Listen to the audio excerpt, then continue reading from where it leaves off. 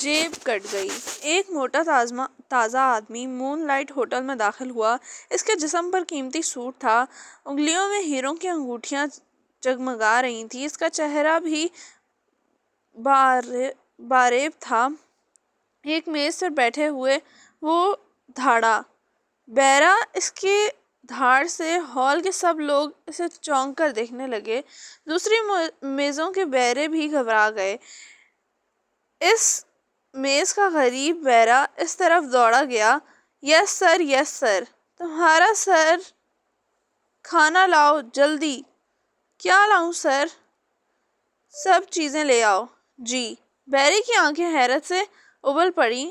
ہاں ہاں، جو جو پکا ہے لے آؤ۔ اوکے سر، بہرے نے کہا اور ہانپتا ہانپتا چلا گیا۔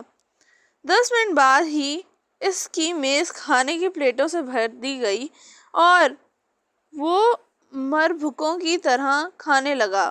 کئی لوگ اسے دیکھ کر حیران رہ گئے۔ پھر وہ کھانے سے فارغ ہو گیا۔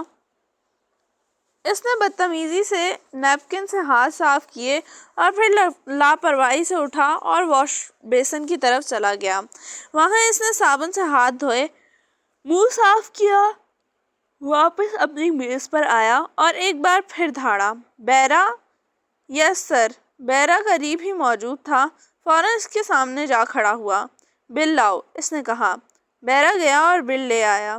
اس نے ایک نظر بل پر ڈالی، جیب سے پرس نکالنے کے لیے ہاتھ ڈالا اور پھر وہ اچھل کر کھڑا ہو گیا جیسے کرسی میں کسی بچھو نے اسے کاٹ لیا ہو، جیسے کرسی میں یک لخت بجلی کا کرنٹ دوڑ گیا ہو۔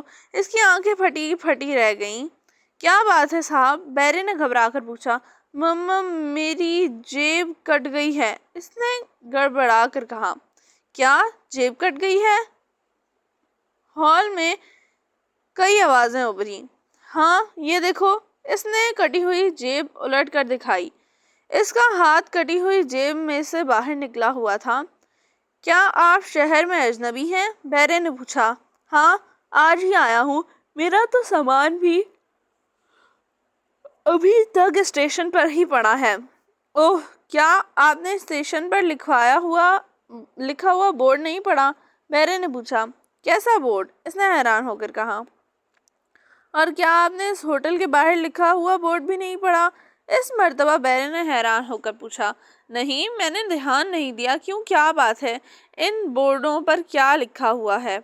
جناب، ان پر لکھا ہوا ہے کہ یہ اچکوں کا شہر ہے، اپنی جیب کی حفاظت کیجیے۔ اور اس ہوٹل کے بورڈ پر تو آگے بھی یہ بھی لکھا ہے کہ اگر کھانے کے بعد آپ بل ادا نہ کر سکے جیب کٹ جانے کی وجہ سے، تو بل آپ کی رسٹ واچ یا کوٹ اتار کر وصول کر لیا جائے گا۔ یہ کیا بکواس ہے؟ وہ پھر دھاڑا۔ جناب، یہ بکواس نہیں ہے، یہ شہر واقعی اچکوں کا ہے، یہاں کسی کی بھی جیب محفوظ نہیں۔ اکثر یہاں آنے والے کا حق جب آتے ہیں تو ان کی جیب کٹ چکی ہوتی ہے۔ اب ہوٹل کہاں تک نقصان برداشت کر سکتا ہے؟ یہاں تو ایسے لوگوں کا تنتا بندھا رہتا ہے۔ تو آپ مجھے رسٹ واچ اتار کر دینی ہوگی۔ اس نے بہرے کو گھورا۔ مجبوری ہے جناب، رقم کی ادائیگی کے بعد آپ اپنی گھڑی واپس لے کر جا سکتے ہیں۔ نہیں، یہ نہیں ہو سکتا۔ ہوٹل کے مالک کو بلاؤ، وہ یہاں موجود نہیں ہوتے۔ اچھا، تو مینیجر کو بلاؤ۔ جی، بہت بہتر۔ بہرا گیا اور مینیجر کو بلوا لایا۔ یہ ایک جوان اور مضبوط آدمی تھا۔ تم اس ہوٹل کے مینیجر ہو؟ نوجوان نے شعلے برستی ہوئی آنکھوں سے اسے گھورا۔ جی ہاں، بدقسمتی سے، اس نے معصومی صورت بنا کر کہا۔ کیوں بدقسمتی سے کیوں؟ اجنبی مسکرایا۔ اس کا غصہ ایک دم غائب ہو گیا۔ اچکوں کے شہر میں کسی ہوٹل کا مینیجر ہونا بدقسمتی نہیں ہے تو اور کیا ہے؟ مجھے معلوم ہوا ہے کہ آپ کی جیب کٹ گئی ہے۔ ہاں، بدقسمتی سے، اس نے مسکرا کر کہا، جس پر مینیجر کو بھی ہنسی آ گئی۔ کتنی رقم تھی؟ 2500۔ اوہ، مجھے افسوس ہے۔ اب میری گھڑی اتروانا چاہتے ہیں؟ مجبوری ہے، لیکن ایک دوسری صورت بھی ہے، اجنبی نے کہا۔ وہ کیا؟ مینیجر نے خوش اخلاق لہجے میں کہا۔ میرا سامان اسٹیشن پہ پڑا ہے، یہ اس کی رسید ہے۔ اس نے بیرونی جیب سے رسید نکال کر دکھاتے ہوئے کہا۔ اچھا، تو پھر آپ اپنے کسی آدمی کو بھیج کر یہ سامان منگوا لیں، وہ ٹیکسی میں چلا جائے، میں ٹیکسی کا کرایہ بھی ادا کروں گا۔ اس میں میرے کچھ اور پیسے ہیں جن سے میں آپ کا بل ادا کر سکتا ہوں۔ جی بہت بہتر، لائیے رسید، میں ابھی آپ کا سامان منگوا دیتا ہوں، اور جب تک سامان نہیں آ جاتا میں ضمانت کے طور پر یہیں بیٹھا رہوں گا، اجنبی نے کہا۔ جی شکریہ، مینیجر نے مسکرا کر کہا اور چلا گیا۔ 8 گھنٹے بعد اس کا سامان لے آیا اور پھر اس نے بل ادا کیا۔ سامان بھی ہوٹل میں ہی جمع کر آیا اور اٹھ کھڑا ہوا۔ آپ جانتے ہیں میں کہاں جا رہا ہوں؟ اس نے مینیجر سے کہا۔ جی ہاں، آپ تھانے جا رہے ہوں گے، مینیجر نے کہا۔ تم نے ٹھیک سمجھا، اس کا مطلب ہے لوگ پہلے بھی تھانے جاتے رہتے ہیں۔ جی ہاں، لیکن بنتا کچھ نہیں، آج تک ایک بھی اچکا گرفتار نہیں ہو سکا۔ لیکن اب تم دیکھنا اس شہر میں بھونچال آتا ہے کہ نہیں، پولیس بھاگی بھاگی پھرتی ہے کہ نہیں۔ جی کیا مطلب؟ مینیجر نے چونک کر کہا۔ بہت جلد سمجھ جاؤ گے، اجنبی نے کہا اور ہوٹل سے نکل گیا۔ دولت پور کے تھانے کا انچارج انسپکٹر ساجد دونوں ہاتھوں سے اپنے سر تھامے بیٹھا تھا۔ ان دنوں اس کی راتوں کی نیند حرام ہو گئی تھی۔ کوئی دن ایسا نہ گزرتا تھا جس دن 15-20 لوگوں کی جیبیں نہ کٹتی ہوتی تھی۔ وہ حیران تھا کہ یک شہر میں اتنے اچکے آ کہاں سے گئے۔ آج سے 3 ماہ پہلے تو کبھی شہر میں کسی کی جیب نہیں کٹی تھی۔ کبھی کبھار چوری یا ڈاکے کا کیس ہو جاتا تھا، 1-2 کیس لڑائی جھگڑوں کے بھی ہوتے تھے، لیکن جیب کٹنے کے یہ کیس بالکل نئی چیز ہے۔ دولت پور ایک چھوٹا سا خوبصورت شہر تھا، جدید طرز بنایا گیا تھا۔ یہاں نئی طرز کے صاف ستھرے مکان، ہوٹل اور سڑکیں کشادہ تھیں۔ رات کے وقت شہر رنگ برنگی روشنیوں سے جگمگا کرتا۔ اس چھوٹے سے شہر میں انسپکٹر ساجد کی تعیناتی کو 6 سال کا عرصہ ہو چکا تھا، لیکن ان 6 سالوں میں مشکل ترین وقت اب آیا تھا۔ شہر میں جیب کتروں نے ادھم مچایا ہوا تھا، اور 1000 کوشش کے باوجود بھی وہ ایک بھی جیب کترے کو نہیں گرفتار کر سکے تھے۔ یہی بات تھی اس کی پریشانیوں میں مزید اضافہ کر رہی تھی۔ وہ سوچ سوچ کر پاگل ہو رہا تھا کہ یہ کیسے اچکے ہیں۔ آج صبح سے 9 آدمی رپورٹ درج کرانے آ چکے ہیں۔ ابھی 9ویں آدمی کی رپورٹ لکھ کر اور اسے دم دلاسے دے کر رخصت کر کے فارغ ہوا تھا اور سر پکڑے بیٹھا تھا۔ اس کے سر میں شدید درد کی وجہ سے دھمک ہو رہی تھی کہ اسی وقت اجنبی اندر داخل ہوا۔ السلام علیکم۔ وعلیکم السلام، فرمائیے، انسپکٹر ساجد نے چونک کر کہا۔ آپ ہی انسپکٹر ساجد ہیں؟ جی ہاں، بدقسمتی سے۔ بدقسمتی سے؟ کمال ہے، اس شہر میں جو بھی ملتا ہے یہی کہتا ہے، اجنبی نے مسکرا کر کہا۔ کیا مطلب؟ انسپکٹر ساجد نے حیران ہو کر پوچھا۔ ابھی تھوڑی دیر پہلے جب میں مون لائٹ ہوٹل کے مینیجر سے یہ سوال کیا، اس نے بھی یہی جواب دیا۔ جی ہاں، بدقسمتی سے۔ اوہ، سمجھا۔ خیر، آپ فرمائیے یہاں کیسے تشریف لائے؟ میری جیب کٹ گئی ہے۔ جی، انسپکٹر ساجد چلا اٹھا۔ اوہ خدا، میں یہ کس مصیبت میں پھنس گیا ہوں۔ کیا مطلب؟ اجنبی نے پوچھا۔ کیا عرض کروں، اس شہر میں نہ جانے کہاں سے اتنے اچکے آ گئے ہیں۔ خیر، آپ رپورٹ لکھوا دیجئے، لیکن رپورٹ لکھوانے سے پہلے کیا بنا ہے جواب بن سکے گا؟ آپ ٹھیک کہتے ہیں، شاید ہوٹل کے مینیجر نے آپ کو سب کچھ بتا دیا ہے۔ جی ہاں، سب کچھ۔ پھر بھی رپورٹ تو آپ نے لکھوانی ہی پڑے گی۔ اچھا، لکھیے، اجنبی نے کہا۔ آپ کا نام؟ ساجد نے پوچھا۔ پرویز اختر۔ آپ کا نام؟ اختر اعجاز۔ جی۔ انسپکٹر جمشید چونکا، کیونکہ یہ نام اس کے SSP صاحب کا تھا۔ آپ چونک کیوں گئے؟ میں نے ضلع کے SP کا لڑکا ہوں۔ انسپکٹر ساجد کے ہاتھ سے قلم چھوٹ گیا، اس کی پیشانی پسینے سے تر ہو گئی اور اس کے منہ کے الفاظ بھی نہیں نکل سکا۔ آپ لکھتے لکھتے رک کیوں گئے؟ پرویز اختر نے پوچھا۔ آپ کب آئے ہیں اور سیدھے میرے پاس کیوں نہیں آئے؟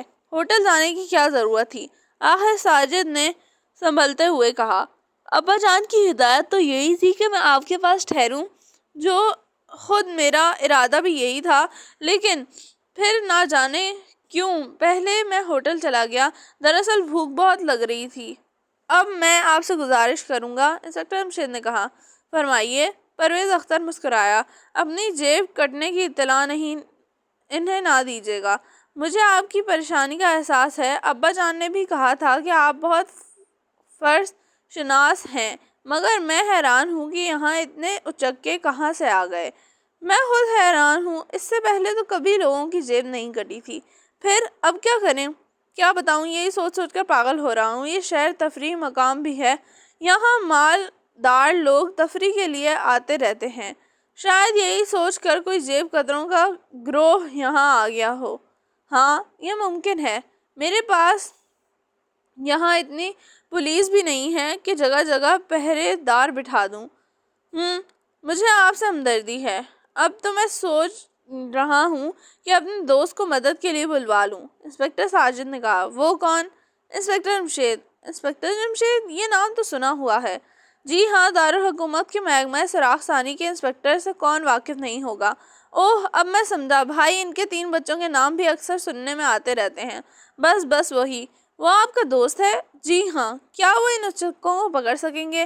وہ بہت باصلاحیت آدمی ہے، مجھے یقین ہے وہ ضرور کامیاب ہوگا۔ تو پھر آپ اسے بلوا کر دیکھ لیں۔ جی ہاں، میں ابھی اسے تار دیتا ہوں۔ انسپکٹر ساجد کا اور تار لکھنے لگے۔ نوک جھونک۔ محمود فاروق گھر میں داخل ہوئے۔ فرزانہ اور بیگم جمشید صحن میں کرسیاں ڈالے بیٹھی تھیں۔ بیگم جمشید کوئی سویٹر بن رہی تھی، جبکہ فرزانہ کتاب پڑھنے میں مصروف تھی۔ محمود نے فاروق کے کان میں سرگوشی کی۔ فرزانہ اس وقت ضرور کوئی ناول پڑھ رہی ہوگی۔ شاید تمہارا خیال ٹھیک ہی ہے، تو کیوں نہ چھاپا مارا جائے۔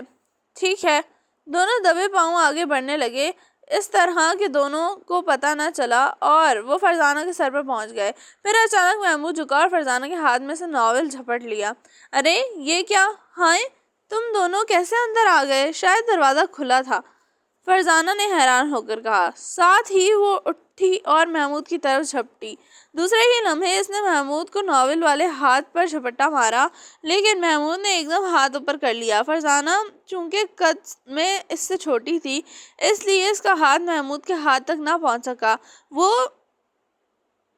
پانچوں کے بل گئی، 12 اچھلی، مگر ناول تک نہ پہنچ سکی، کیونکہ ساتھ ہی محمود بھی اچھل رہا تھا۔ یہ کیا؟ دونوں نے آتے ہی ادھم مچا دیا۔ امی جان، یہ دیکھیے۔ فرزانہ ناول پڑھ رہی تھی۔ یہ رہا۔ تو کیا ہوا؟ ان دونوں تم لوگ فارغ ہو، جو جی چاہے کرو۔ بچوں کے ناول پڑھنے میں کیا حرج ہے؟ بشرطیہ اسکول کا کام کیا جا چکا ہے، تو گویا اب ہمیں بھی کھلی اجازت دے رہی ہیں۔ فاروق بولا۔ ہاں، تم تینوں ان دنوں فارغ ہونا۔ فاروق، ذرا کمرے سے دونوں ناول نکال لاؤ، ہم دونوں بھی یہیں بیٹھ کر پڑھیں گے، محمود نے کہا۔ دیکھا امی جان، خود یہ دونوں بھی چھپے رستم ہیں، ان کے کمرے میں بھی ناول موجود ہے، فرزانہ نے جلے کٹے انداز میں کہا۔ میں جانتی ہوں۔ بیگم جمشید مسکرائیں۔ ان کے سالانہ امتحان ہو چکے تھے، رزلٹ بھی نہیں نکلا تھا، اس لیے آج کل ان کے اسکول سے چھٹیاں تھیں۔ وہ دونوں ابھی اپنے کسی دوست کے ہاں سے آ رہے تھے کہ آتے ہی فرزانہ سے جھڑپ ہو گئی۔ اچکے ہو پورے۔ فرزانہ نے محمود کو گھورتے ہوئے کہا۔ اگر مجھے اچکا کہا تو ناول نہیں ملے گا، محمود نے دھمکی دی۔ نہ ملے، میں پڑھ چکی ہوں، فرزانہ نے بے نیازی سے کہا۔ اس لیے تم اچکے ہی ہو، اور میرے متعلق تمہارا کیا خیال ہے؟ فاروق مسکرایا۔ تم بھی اس کے بھائی ہی ہو، اور تم ہم دونوں کی بہن، یعنی اچکی۔ فاروق کی بات پر محمود اور بیگم جمشید کو بے ساختہ ہنسی آ گئی، لیکن چھوٹی فرزانہ مسکرائی۔ اچھا یہ لو اپنا ناول، ہمارے پاس اپنے موجود ہیں۔ محمود نے یہ کہہ کر ناول اونچا اچھال دیا۔ فرزانہ اسے دبوچنے کے لیے لپکی، لیکن اس سے پہلے فاروق ناول کو دبوچ چکا تھا۔ دیکھا امی، دونوں مجھے تنگ کرنے پر تلے ہوئے ہیں۔ تو کیا ہوا، کل تم تل جانا، فاروق نے ترس سے کہا۔ ہاں، تم بھی شیطان کی خالہ ہو، ہمیشہ ہمارے متعلق معاملات میں ٹانگ اڑا بیٹھتی ہو۔ محمود بولا۔ بھائی محمود، اب اسے زیادہ نہیں ستانا چاہیے، میں ناول اسے واپس دے رہا ہوں، فاروق نے شریر لہجے میں کہا۔ لیکن ایک شرط پر، محمود بولا۔ وہ کیا؟ فاروق نے پوچھا۔ یہ آئندہ ہمارے کسی معاملے میں ٹانگ نہیں اڑائے گی۔ ہاں بالکل منظور ہے، فرزانہ نے جل بن کر کہا۔ فاروق نے یہ سن کر ناول سے پکڑا دیا۔ فرزانہ نے ناول لیا، درمیان سے اسے کھولا اور پڑھنے لگی۔ ارے تم تو کہتی تھی کہ پڑھ چکی ہوں۔ تم سے ناول واپس لینے کے لیے یہ کہنا بہت ضروری تھا، ورنہ تم دونوں کبھی نہ دیتے، فرزانہ مسکرائی۔ تو ایک بار پھر تم ہمیں چکمہ دے گئیں، محمود نے گھر کر کہا۔ اور یہ بھی بتاتی چلوں کہ میں تمہارے معاملات میں آئندہ ٹانگ بے شک نہیں اڑاؤں گی، کیونکہ وعدہ کر چکی ہوں۔ لیکن کیا؟ دونوں نے ایک ساتھ جھنجھلا کر بولا۔ اب میں تمہارے معاملات میں ہمیشہ پیر اڑا دیا کروں گی، فرزانہ نے معصومیت سے کہا، اور بیگم جمشید کھلکھلا کر ہنس پڑیں۔ دونوں سے مارنے کے لیے جھپٹے، عین اسی وقت دروازے کی گھنٹی بجی۔ یہ دوپہر کو کون آ گیا؟ بیگم جمشید اپنی ہنسی روک کر بولی۔ میں دیکھتا ہوں امی، محمود نے کہا۔ بیٹا، دروازہ کھولنے سے پہلے معلوم کر لینا کہ کون ہے۔ جی اچھا، محمود نے کہا اور دروازے کی طرف چلا گیا۔ دوسرے ہی لمحے وہ انسپکٹر جمشید کے ساتھ واپس آ رہا تھا۔ آپ اس وقت خیر تو ہے؟ بیگم جمشید گھبرا گئیں۔ ہاں سب ٹھیک ہے، میں ذرا دولت پور جا رہا ہوں۔ دولت پور؟ کیوں، کیا بات ہے؟ ساجد تو ٹھیک ٹھاک ہے۔ یوں تو ٹھیک ہی ہے، لیکن آج کل بہت پریشان ہے، انسپکٹر جمشید نے بتایا۔ انکل، ساجد کو کیا پریشانیاں آ پڑی ابا جان؟ محمود بولا۔ دولت پور میں آج کل اچکوں نے ادھم مچا رکھا ہے، ہر روز 10-12 آدمیوں کی جیبیں شرعام پر کٹ رہی ہیں، اور ساجد آج تک کسی کو پکڑ نہیں سکا۔ مجبور ہو کر اس نے مجھے بلایا ہے، آخر میں اس کا دوست ہوں نا۔ ہاں، آپ کو فوراً جانا چاہیے، بیگم جمشید بولی۔ تم میرے کپڑے تیار کر دو، میں 2 گھنٹے بعد جانے والی گاڑی میں سے جا رہا ہوں۔ جی اچھا، بیگم جمشید نے کہا اور اٹھ کر اندر چلی گئیں۔ تینوں نے آنکھوں ہی آنکھوں میں اشارے کیا، اور پھر محمود اور فاروق نے فرزانہ کو کوئی اشارہ کیا۔ ابا جان، ہم بھی تو آج کل فارغ ہی ہیں۔ میں جانتا ہوں بیٹی، پھر تم نے یہ بات کیوں کہی؟ ہمیں بھی دولت پور ساتھ لے چلیں، سنا ہے وہ بہت خوبصورت شہر ہے، فرزانہ نے کہا، اور تفریح مقام بھی ہے۔ فاروق بول اٹھا۔ لیکن میں تو وہاں اچکوں میں الجھتا رہوں گا، تم لوگوں کو تفریح کیسے کرا سکوں گا؟ انسپکٹر جمشید نے اعتراض کیا۔ ہم بھی اچکوں کو پکڑنے میں آپ کی مدد کریں گے، اور تفریح کا کیا ہے وہ تو ہم خود ہی کر لیں گے، اور یہاں تمہاری جو امی تنہا پریشان ہوں گی۔ انسپکٹر جمشید نے اعتراض کیا۔ تو انہیں بھی ساتھ لے چلیں، تم تینوں تنگ بہت کرتے ہو، انسپکٹر جمشید نے الجھ کر کہا۔ اگر آپ کا یہی خیال ہے تو نہیں جاتے، فاروق نے معصومی صورت بنا کر کہا۔ انسپکٹر جمشید ہنس پڑے، بولے، میں جانتا ہوں تم بھی ساتھ چلنے کے لیے ضد کرو گے۔ آپ جانتے ہیں؟ محمود کے منہ سے نکلا۔ ہاں، میں تو یہاں تک جانتا ہوں کہ تم تینوں نے پہلے ہی اشاروں میں بات کری، اور پھر فرزانہ کو بات شروع کرنے کا اشارہ کیا۔ ارے، آپ کو اس کا بھی پتہ چل گیا؟ فاروق نے حیران ہو کر کہا۔ تینوں حیران تھے۔ ہاں، حیران بعد میں ہو لینا، پہلے جا کر اپنی امی سے کہو کہ ہم سب چل رہے ہیں۔ ابا جان، محمود نے اونچی آواز میں کہا۔ زندہ باد، زندہ باد، دونوں نے چلا کر کہا، اور انسپکٹر جمشید ہنس پڑے۔ بیگم جمشید گھبرا کر باہر آئیں اور بولی، میں نے ابھی کچھ نعروں کی آوازیں سنی تھی، کیا کوئی جلوس گزرا ہے؟ جی ابھی گزرا نہیں، گزرے گا، محمود مسکرایا۔ کیا مطلب؟ بیگم جمشید چونکی۔ ہم 5 کا جلوس اسٹیشن کی طرف روانہ ہوگا۔ کیا؟ جی ہاں امی، ہم سب دولت پور چل رہے ہیں۔ ارے، یہ اتنی جلدی پروگرام میں تبدیلی کیسے آ گئی؟ یہ ان تینوں کی سازش کا نتیجہ ہے۔ انسپکٹر جمشید مسکرائے۔ اوہ سمجھی، اب سمجھ بعد میں لینا، چلنے کی تیاری کرو۔ اچھا۔ انسپکٹر جمشید کی مہارت۔ سیکنڈ کلاس کے ڈبے میں زیادہ رش نہیں تھا۔ بچوں نے کھڑکی کے پاس بیٹھنے کا پروگرام بنایا تھا تاکہ باہر کا منظر دیکھ سکیں۔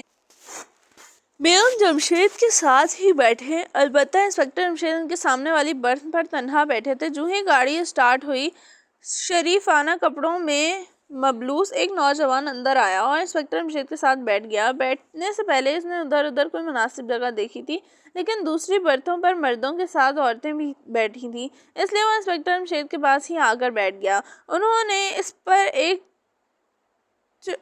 چنٹی نظر ڈالی، اخبار پڑھنے میں مصروف ہو گئے۔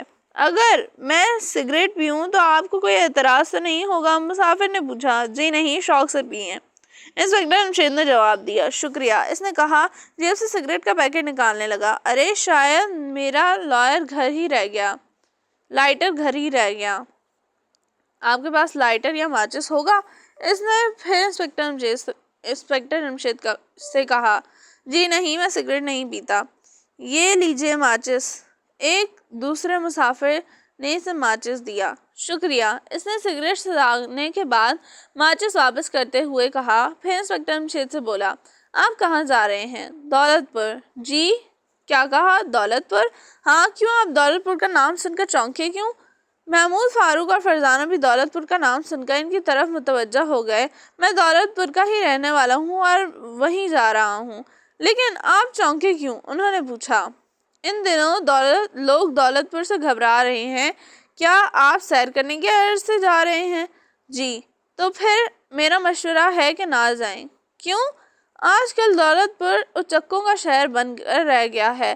وہاں اچکوں کا راج ہے، کسی کی جیب محفوظ نہیں۔ اوہ خیر، کوئی بات نہیں، ہم گھر سے زیادہ پیسے لے کر نہیں نکلے۔ آپ کی مرضی، مسافر نے مایوس ہو کر کہا۔ دراصل مجھے وہاں ایک کام بھی ہے۔ اس نے صرف اتنا کہا، پھر ہاتھ میں پکڑے ہوئے اخبار پر نظریں جما دیں۔ ابا جان، ہم دولت پور کتنے بجے پہنچ جائیں گے؟ بیٹے، یہی کوئی 3 بجے۔ آپ کا دولت پور میں کیا کاروبار ہے؟ اچانک انسپکٹر جمشید نے اس مسافر سے سوال کیا۔ جی، میں تجارت کرتا ہوں۔ بہت خوب، کس چیز کی تجارت؟ ڈبل روٹی کی۔ کیا نام ہے آپ کا؟ جی، مجھے سلطان کہتے ہیں۔ محمود، فاروق اور فرزانہ حیران تھے کہ ان کے والد اس مسافر سے اس قسم کے سوال کیوں پوچھ رہے ہیں۔ یہ ان کی عادت کے خلاف تھا۔ جو ہی گاڑی دولت پور کے اسٹیشن پر رکنے لگی، وہ مسافر اٹھا اور تیزی سے رینگتی گاڑی سے اتر گیا۔ انسپکٹر جمشید مسکرا کر اترتے دیکھتے رہے، پھر بولے، بے وقوف، ہم تینوں میں سے کون بے وقوف ہے ابا جان؟ فرزانہ نے پوچھا۔ ابا جان نے تمہیں ہی تو کہا ہے، فاروق بول اٹھا۔ کیوں، میں نے کیا کیا؟ کیا تو ہم دونوں نے بھی کچھ نہیں ہے، محمود نے معصومیت سے کہا۔ لڑتے کیوں ہو؟ میں نے تم تینوں میں سے کسی کو بھی بے وقوف نہیں کہا۔ انسپکٹر جمشید مسکرائے۔ تو پھر ان تینوں نے ایک ساتھ کہا۔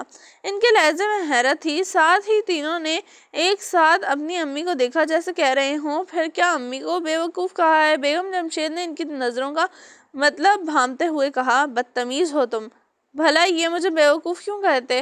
لیکن امی، ہم نے تو ویسے ایسا نہیں کہا۔ فرزانہ مسکرائی۔ بھائی، دراصل میں نے اسے بے وقوف کہا ہے۔ انسپکٹر جمشید بولے۔ کیسے؟ تینوں ایک ساتھ بولے۔ اس مسافر کو جو میرے ساتھ بیٹھا تھا اور جو ابھی اتر کر گیا ہے، حالانکہ ابھی گاڑی پوری طرح رکی بھی نہیں تھی۔ اوہ، اب ہم سمجھے، واقعی چلتی گاڑی سے اترنا بے وقوفی نہیں تو اور کیا ہے، محمود بولا۔ لیکن میں نے اس وجہ سے بے وقوف نہیں کہا۔ تو پھر؟ فرزانہ نے حیران ہو کر پوچھا۔ وہ سمجھتا ہے کہ میرا بٹوا اڑا کر لے جا رہا ہے۔ انسپکٹر جمشید مسکرائے۔ کیا؟ تینوں چلائے۔ بیگم جمشید بھی حیران رہ گئیں۔ ہاں، یہ ٹھیک ہے کہ اس نے میرا بٹوا میری جیب سے نکال لیا ہے۔ حیرت ہے، بہت ماہر ہیں یہ لوگ، بیگم جمشید کے منہ سے نکلا۔ ہاں، اس میں تو کوئی شک نہیں۔ تو آپ اسے پکڑ کیوں نہیں لیتے؟ فرزانہ نے پوچھا۔ پکڑنے کی ضرورت محسوس نہیں کی۔ بھائی ہم انہیں پکڑنے تو آئے ہیں، ان سب کو پکڑنا ہی، کسی ایک کو پکڑ کر ہوشیار کرنے سے کیا فائدہ؟ تو آپ نے اپنا بٹوا واپس کیسے کر لیا؟ میں بھی اس فن میں ماہر ہوں۔ جب اس نے میرا بٹوا نکالا تو مجھے پتہ چل گیا، لیکن انجان بن کے بیٹھا رہا۔ پھر جب وہ سگریٹ سلگانے لگا تو میں نے اپنا بٹوا اس صفائی سے نکالا کہ اس کے فرشتوں کو بھی خبر نہیں ہوئی۔ اب وہ اسٹیشن سے باہر جا کر جب ٹٹولے گا تو ہکا بکا رہ جائے گا۔ حیرت ہے، محمود بولا۔ اب تمہیں کس بات پہ حیرت ہوئی؟ ابا جان کی مہارت پر۔ ارے بھائی، کیا گاڑی میں بیٹھے ہی رہنے کا ارادہ ہے؟ آخر انسپکٹر جمشید نے انہیں یاد دلایا کہ انہیں تو اترنا بھی تھا۔ خالی پرس۔ پلیٹ فارم پر انہیں انسپکٹر ساجد کہیں بھی دکھائی نہیں دیا۔ کیا آپ نے انکل ساجد کو اطلاع نہیں دی تھی؟ محمود نے بولا۔ نہیں، وہ بولے۔ کیوں؟ ہم اس کے ہاں نہیں ٹھہریں گے؟ وہ کیوں؟ فرزانہ نے پوچھا۔ اگر اس کے ہاں ٹھہریں گے تو جیب خطروں کو نہیں پکڑ سکیں گے، تو پھر ہم ہوٹل مون لائٹ میں ٹھہریں گے، سنا ہے وہ یہاں کا سب سے اچھا ہوٹل ہے۔ تو چلیے پھر۔ ایک کولی نے ان کا سامان اٹھایا۔ وہ اسٹیشن سے باہر آنے ایک ٹیکسی میں بیٹھ کر ہوٹل کی طرف روانہ ہو گئے۔ انسپکٹر جمشید ڈرائیور کے ساتھ بیٹھے تھے اور وہ چاروں پچھلی سیٹ پر تھے۔ ٹیکسی تیز رفتاری سے چلی جا رہی تھی کہ اچانک ڈرائیور نے ایک موڑ کاٹا۔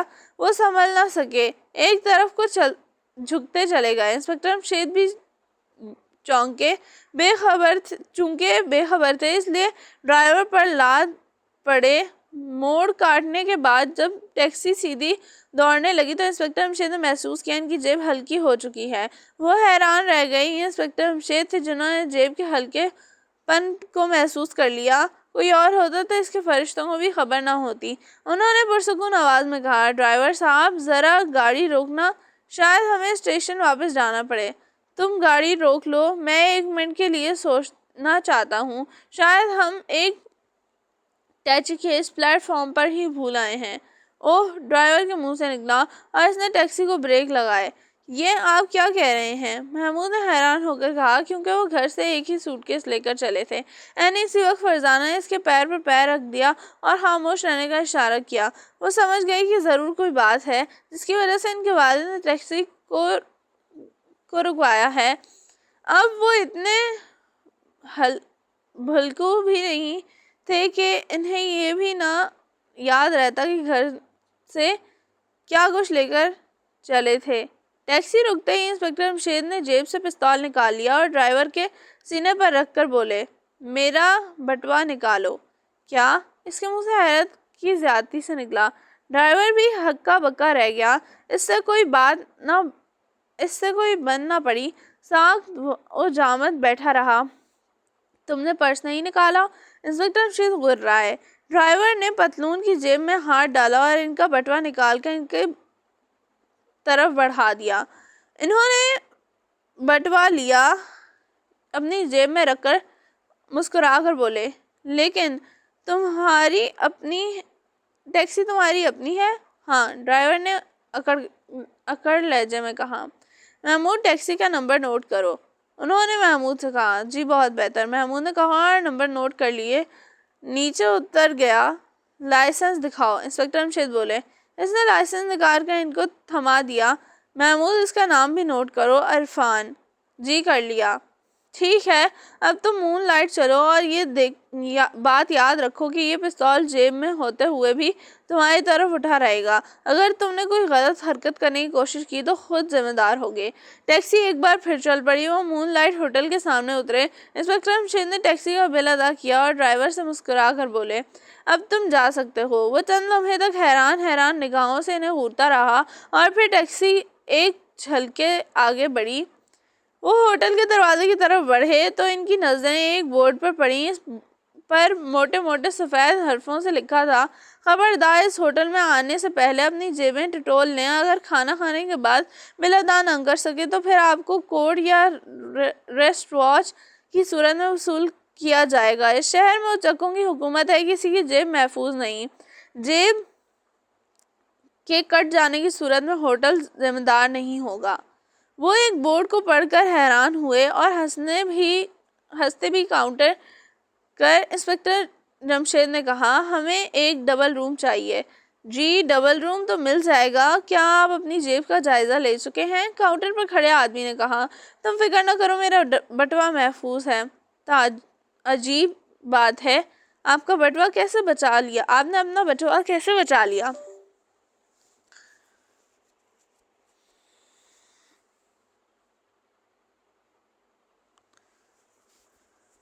کاؤنٹر مین نے حیران ہو کر کہا بس اسے اتفاق کہہ لیں۔ اچھا ٹھیک ہے، اس رجسٹر میں اپنا نام پتہ درج کر دیں اور 3 دن کا ایڈوانس کرایہ ادا کر دیں۔ انہوں نے ایسا ہی کیا۔ ایک بیرے نے ان کا سامان اٹھایا اور ان کے کمرے تک رہنمائی کی۔ کمرہ بہت خوبصورت اور بہترین قسم کے فرنیچر سے آراستہ تھے۔ وہ اسے دیکھ کر بہت خوش ہوئے۔ ٹھیک ہے تم جاؤ، ضرورت ہوگی تو بلا لیں گے، انسپکٹر جمشید نے بیرے سے کہا۔ Okay sir. بیرا چلا گیا۔ محمود دروازہ اندر سے بند کر لو، انہوں نے بیرے کے جاتے ہی کہا۔ کیوں ابا جان، کیا جیب کترے کمرے سے باہر کھڑے کھڑے بھی جیب کاٹ سکتے ہیں؟ فاروق نے حیران ہو کر کہا۔ نہیں یہ بات نہیں۔ انسپکٹر جمشید ہنسے۔ دراصل میں تم تینوں کو کچھ ہدایت دیتا ہوں، ایسا نہ ہو کہ جیب کترے دروازے کے پاس کھڑے ہو کر سن لیں۔ محمود دروازہ بند کر چکا تھا تو وہ بولے تمہارے بٹووں میں جتنے پیسے ہیں انہیں نکال کر سوٹ کیس میں رکھ دو، بس چند روپے رہنے دینا، یہ اچکے ضرورت سے زیادہ ہی تیز ہیں۔ ابا جان یہ تو پہلے ہی کر چکے ہیں۔ بہت خوب، اب تم اپنے بٹووں کی حفاظت نہ کرنا، اور بیگم تمہارے پرس میں تو کوئی نقدی یا زیورات تو نہیں ہے؟ نقدی تو نہیں ہے کیونکہ آپ دیتے ہی نہیں، وہ مسکرا کر بولی۔ البتہ زیور ضرور ہے۔ کیا غضب کرتی ہو؟ کہاں ہے پرس؟ یہ رہا میز پر، اسے کھول کر دیکھو، کیا زیور اس میں موجود ہے؟ اگر نہ بھی ہوا تو کیا فرق پڑتا ہے؟ کیوں فرق نہیں پڑتا؟ اس لیے کہ میں گھر میں نقلی زیور لے کر آئی ہوں۔ تینوں اپنی امی کی عقل مندی پر مسکرائے بغیر نہ رہ سکے۔ بہت خوب، ویسے تم دیکھو تو صحیح، کیا زیور موجود ہے؟ موجود کیوں نہیں ہوگا؟ پرس تو میرے ہاتھ میں ہی رہا تھا۔ او ہو، دیکھ تو لو۔ بیگم جمشید اٹھ کر پرس کھولا۔ دوسرے ہی لمحے وہ حیران رہ گئیں۔ ان کے منہ سے نکلا، ارے یہ تو خالی ہے۔ شک کی زد میں اگلی صبح وہ ہوٹل کے ہال میں بیٹھے ناشتہ کر رہے تھے۔ بیگم جمشید کے ہاتھ میں ان کا پرس موجود تھا۔ محمود، فاروق اور فرزانہ کی جیبوں میں اپنے اپنے بٹوے تھے۔ انسپکٹر جمشید کی جیب میں بھی پھولا ہوا بٹوا نظر آ رہا تھا۔ انہوں نے ابھی تک انسپکٹر ساجد کو اپنی آمد کی اطلاع نہیں دی تھی۔ معلوم ہوتا ہے آپ اپنے بٹوے میں کچھ زیادہ ہی نوٹ بھر لائے ہیں، محمود نے ان کی جیب کو دیکھتے ہوئے کہا۔ ہاں، میں چاہتا ہوں کہ جیب کترا جلدی اس پر ہاتھ ڈال دے۔ لیکن اس سے فائدہ کیا ہوگا؟ فرزانہ نے پوچھا۔ کوئی فائدہ کیوں نہیں ہوگا؟ انسپکٹر جمشید نے مسکرا کر پوچھا۔ آپ کسی کو پکڑتے تو ہیں نہیں؟ گاڑی میں ایک جیب کترے سے ملاقات ہوئی، اسے چھوڑ دیا، پھر ٹیکسی ڈرائیور جب جیب کترا ثابت ہوا تو اسے بھی پولیس کے حوالے نہیں کیا۔ اب اگر کسی نے پھر آپ کی جیب پر ہاتھ ڈالا تو آپ اسے بھی چھوڑ دیں گے، محمود نے کہا۔ یہی تو بات تم سمجھے نہیں۔ کیا بات؟ یہی وجہ ہے کہ جیب کتروں کو پکڑ کر چھوڑ کیوں رہا ہوں۔ آخر آپ ایسا کس لیے کر رہے ہیں؟ فاروق نے الجھ کر پوچھا۔ سوچو، ذہن پر زور ڈالو۔ تینوں سوچ میں ڈوب گئے۔ آخر فرزانہ نے سر ہلایا اور بولی، ابا جان میں سمجھ گئی۔ لو بھائی فاروق، فرزانہ کا ذہن تو چل نکلا۔ محمود ہنسا۔ میں جانتی ہوں تم ڈھکے چھپے لفظوں میں پاگل کہہ رہے ہو۔ فرزانہ ایسے ہورا۔ نہیں تو، محمود نے تو تمہاری تعریف کی ہے، فاروق شریر انداز میں بولا۔ بھائی پہلے سن تو لو وہ کیا کہہ رہی ہے، بیگم جمشید نے اسے جھلا کر کہا۔ اچھا امی جان، ہاں تو فرزانہ بتاؤ تم کیا سمجھ گئیں؟ آپ جیب کتروں کو پہچان رہے ہیں، فرزانہ نے بتایا۔ کیا مطلب؟ میں نہیں سمجھا، محمود نے حیران ہو کر کہا۔ مطلب یہ کہ ابا جان یہ دیکھنا چاہتے ہیں کہ اس شہر میں کون کون جیب کترا ہے۔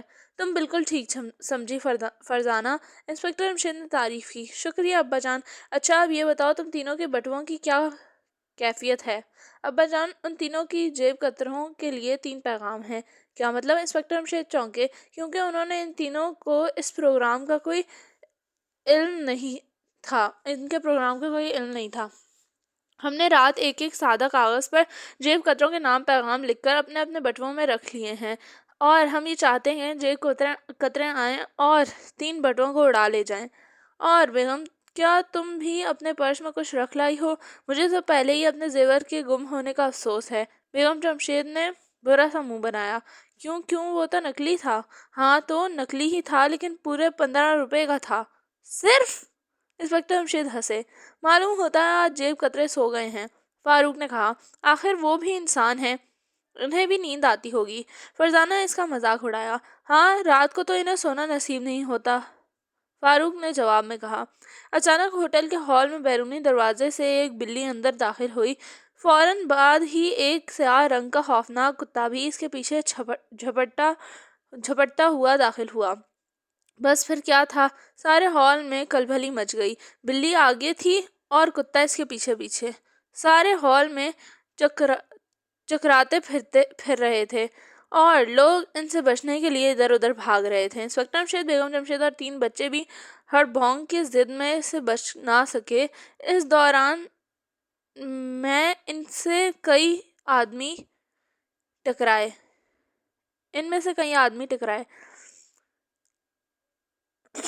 آخر ہوٹل کے 2-3 بیرے کہیں سے ڈنڈے لے آئے اور انہوں نے مار مار کر دونوں کو ہوٹل سے باہر نکال دیا۔ ہوٹل کے ہال میں ماحول پرسکون ہونے کے 15 منٹ لگے، لیکن یہ سکون چند منٹ بھی برقرار نہ رہ سکا۔ کئی لوگ بول اٹھے، ارے میرا بٹوا، ارے میرا لاکٹ، ارے میری جیب کٹ گئی۔ انہوں نے چونک کر اپنی جیبوں کی طرف دیکھا۔ تینوں بچوں کے منہ سے حیرت کے باعث کھلے رہ گئے۔ ابا جان، ہم تینوں کے بٹوے غائب ہیں، محمود نے بوکھلا کر کہا۔ میں جانتا ہوں، انسپکٹر جمشید مسکرائے۔ تو کیا آپ کا بٹوا بھی؟ فاروق کہتے کہتے رک گیا۔ نہیں، وہ محفوظ ہے۔ دراصل بلی اور کتے کے اندر داخل ہوتے ہی میں سمجھ گیا تھا کہ اب لوگوں کے بٹووں کی خیر نہیں، اس لیے میں نے اپنے بٹوے پر ہاتھ رکھ لیا تھا۔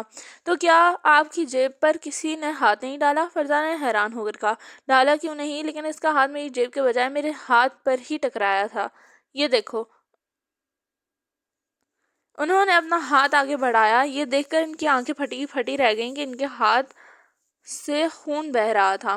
ارے یہ کیا ہوا؟ بیگم جمشید اور تینوں بچے گھبرا گئے۔ کوئی خاص بات نہیں، شاید جیب کترے کا بلیڈ لگ گیا ہے، انہوں نے کہا اور ہاتھ پر رومال باندھنے لگے۔ اسی وقت ایک کانسٹیبل کی آواز آئی، خبردار کوئی اپنی جگہ سے نہ ہلے، ہوٹل کا دروازہ بند کر دو۔ انہوں نے دیکھا کہ 5 کانسٹیبل ہوٹل کے ہال میں داخل ہو رہے تھے۔ ان میں سے ایک سب انسپکٹر بھی تھا۔ بہت خوب، انسپکٹر ساجد کا عملہ خاصا تیز ہے، انسپکٹر جمشید نے تعریف کی۔ کیا ان کے خیال میں جیب کترے ہال ہی میں بیٹھے ہوئے ہوں گے؟ فرزانہ نے کہا۔ ان کا خیال تو یہی ہوگا، اس لیے ہوٹل کا دروازہ بند کروایا ہے۔ ویسے جیب کترے تو کہیں کے کہیں پہنچ چکے ہوں گے۔ انہوں نے دیکھا کہ جب سب انسپکٹر کاؤنٹر کے پاس پڑے ہوئے اسٹول پر چڑھ رہا تھا، نہیں، وہ ہوٹل میں موجود تمام لوگوں کی تلاشی لینے کا ارادہ کر رہا تھا۔ اوہ، تو ہماری بھی تلاشی لی جائے گی، فاروق بولا۔ ہاں، سب کی، انسپکٹر جمشید بولے۔ اسی وقت سب انسپکٹر کی آواز ہال میں گونجی۔ حاضرین، میں معافی چاہتا ہوں کہ ہوٹل کا دروازہ بند کر دیا گیا ہے اور تھوڑی دیر کے لیے آپ لوگ یہاں سے کہیں نہیں جا سکیں گے۔ دراصل ہم سب کی تلاشی لینا چاہتے ہیں۔ کیا؟ بے شمار لوگ چلا اٹھے۔ جی ہاں، ان میں سے کوئی بھی اپنی میز سے نہ اٹھے، لیکن ہم تلاشی کیوں دیں؟ کیا ہم جیب کترے ہیں؟ کوئی صاحب چلائے۔ آپ جیب کترے نہیں ہیں، لیکن کیا آپ نہیں چاہتے کہ جیب کترے پکڑے جائیں؟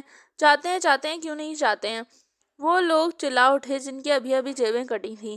تب پھر آپ کو تلاشی دینی ہوگی، انسپکٹر نے آواز بلند کی۔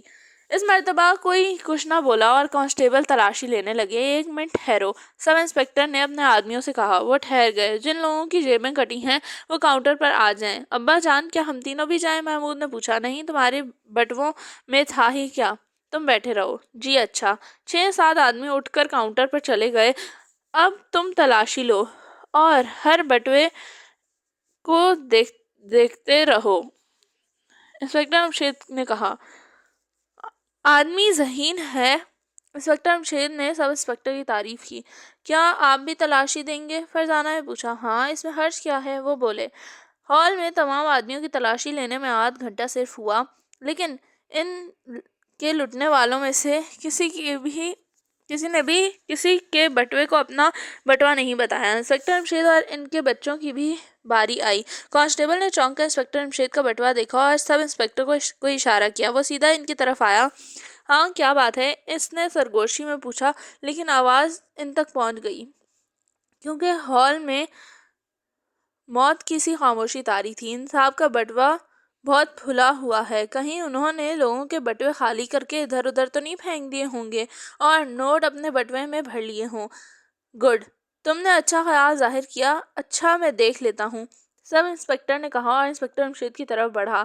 ذرا اپنا بٹوا دکھائیے، اس نے شریفانہ لہجے میں کہا۔ کیوں؟ آپ کا آدمی دیکھ تو چکا ہے۔ انسپکٹر جمشید نے مصنوعی حیرت کا اظہار کیا۔ ذرا میں بھی دیکھنا چاہتا ہوں، لیکن آپ نے اور تو کسی کا بٹوا نہیں دیکھا۔ دیکھیے، مجھ سے بحث نہ کریں، بٹوا مجھے دکھائیں۔ سب انسپکٹر کے لہجے میں سختی آ گئی۔ اچھا جناب، لیجیے۔ آخر انسپکٹر جمشید نے معاملے کو رفع دفع کے غرض سے کہا اور بٹوا اسے دے دیا۔ اس نے اسے الٹ پلٹ کر دیکھا اور بولا، اتنے نوٹ اس شہر میں تو کوئی بٹوے میں 100 روپے بھی لے کر نہیں نکلتا۔ اس نے جھپتے ہوئے لہجے میں کہا۔ کیا یہ جرم ہے؟ انسپکٹر جمشید نے بھی تیز لہجے میں کہا۔ ان کی آواز پر کئی آس پاس کے لوگ ادھر متوجہ ہو گئے اور ان کی آپس سے گفتگو سننے لگے۔ یہ جرم تو نہیں ہے، لیکن شک کیا جا سکتا ہے کہ ان لوگوں کے بٹوے آپ نے اڑائے اور نوٹ ان میں سے نکال کر بٹوے ادھر ادھر پھینک دیے ہیں تاکہ پکڑے نہ جا سکیں۔ خیال تو اچھا ہے، مگر خالی بٹوا کہاں گئے؟ انسپکٹر جمشید نے مسکرا کر پوچھا۔ ادھر ادھر پھینک دیے ہوں گے، سب انسپکٹر نے جواب دیا۔ بہت خوب، تو پہلے خالی بٹوے برآمد کر لو۔ ہو سکتا ہے خالی بٹوے تمہارے کوئی آدمی لے کر باہر گیا ہو۔ میں کیوں باہر نہیں نکل گیا؟ انسپکٹر جمشید نے جواب میں کہا۔ بہرحال میں آپ کو شک کی بنا پر گرفتار کر رہا ہوں، سب انسپکٹر نے کہا، اور وہ اس کی بات سن کر چونک اٹھے۔ یہ عجیب ستم ظرفی ہے، وہ اس شہر کے جیب کتروں کو گرفتار کرنے کے مہم پر آئے تھے اور یہاں الٹا انہیں ہی گرفتار کر لیا گیا۔ تم مجھے گرفتار نہیں کر سکتے، وہ پرسکون آواز میں بولے۔ کیوں؟ سب انسپکٹر نے حیران ہو کر کہا۔ اس لیے کہ میں اس واقعے کو ابھی ایک منٹ بھی نہیں ہوا۔ تو اس سے کیا ہوتا ہے؟ ہوتا ہے بہت کچھ ہوتا ہے۔ آخر تم کہنا کیا چاہتے ہو؟ سب انسپکٹر نے جھنجھلا کر کہا۔ میرے بٹوے میں اس وقت جتنے نوٹ ہیں تم انہیں 1 منٹ میں گن سکتے ہو۔ وہ مسکرائے۔ کیا مطلب؟ وہ حیران رہ گئے۔ جب کہ میں بتا سکتا ہوں میری جیب میں کتنے کے نوٹ ہیں۔ سب انسپکٹر یہ سن کر حیران رہ گیا۔ اس نے سوچا سامنے بیٹھا ہوا شخص کوئی بیوقوف نہیں، یہ ٹھیک کہہ رہا ہے۔ آخر وہ سوچ کر بولا، اچھا بتاؤ تمہارے پاس پرس میں کتنے روپے ہیں؟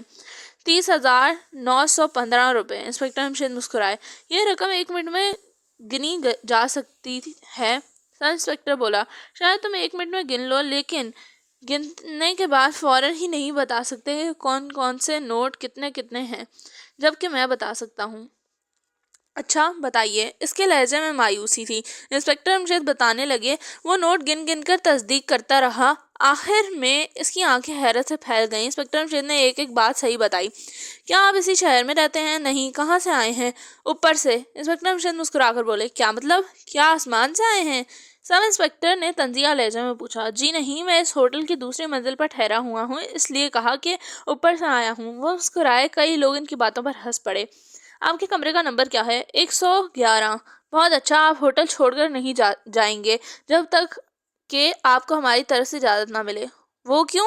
اس لیے کہ آپ اب بھی شک کی زد میں سے باہر نہیں نکل پائے۔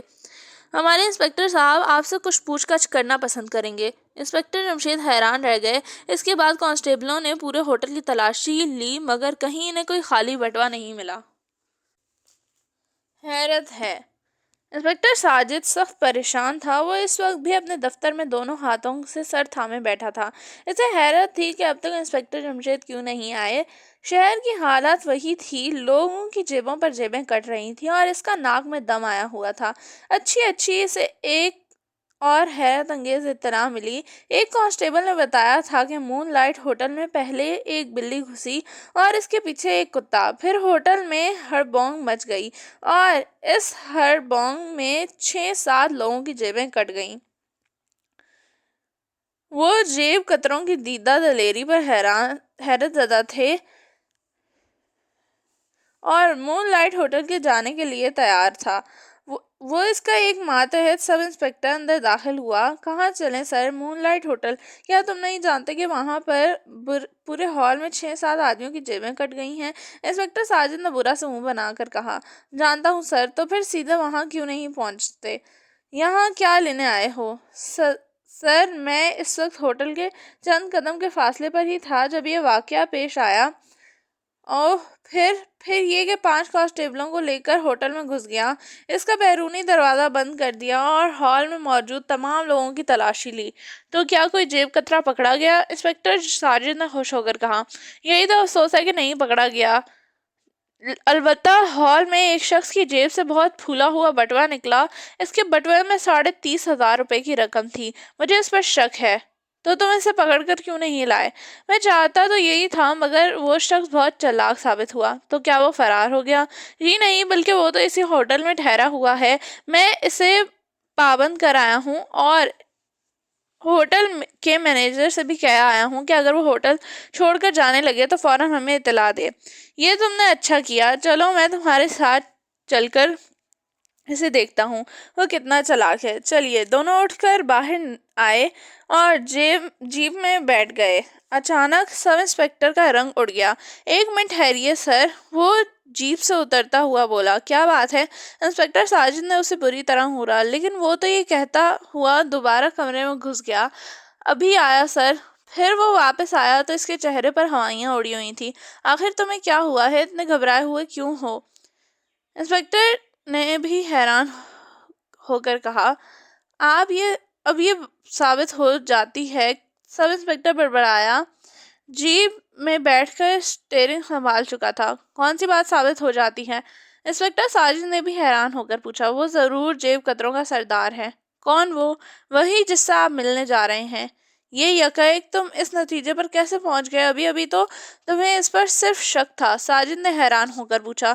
سر میرا کیا بات بھائی؟ انسپکٹر ساجد حیران ہو کر پوچھا۔ وہ میرا بٹوا۔ سب انسپکٹر نے اپنی جیب الٹ کر دکھائی تو خالی تھی۔ کیا؟ انسپکٹر ساجد چلایا۔ انسپکٹر جمشید اپنے کمرے میں اپنے بیوی بچوں کے ساتھ بیٹھے آج کی حیرت انگیز واردات کے متعلق باتیں کر رہے تھے۔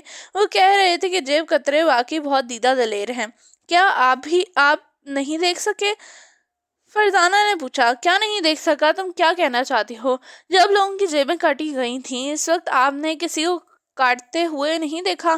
نہیں، میرے لیے بھی اتنا ہی اچانک پیش آیا جتنا دوسروں کے لیے۔ دراصل میں سوچ بھی نہیں سکتا تھا کہ وہ بھرے پورے ہال میں اس دیدہ دلیری سے واردات کر جائیں گے، انہوں نے کہا۔ اور اب سب انسپکٹر صاحب اپنے انسپکٹر کو لے کر یہاں آئیں گے، فاروق نے لطف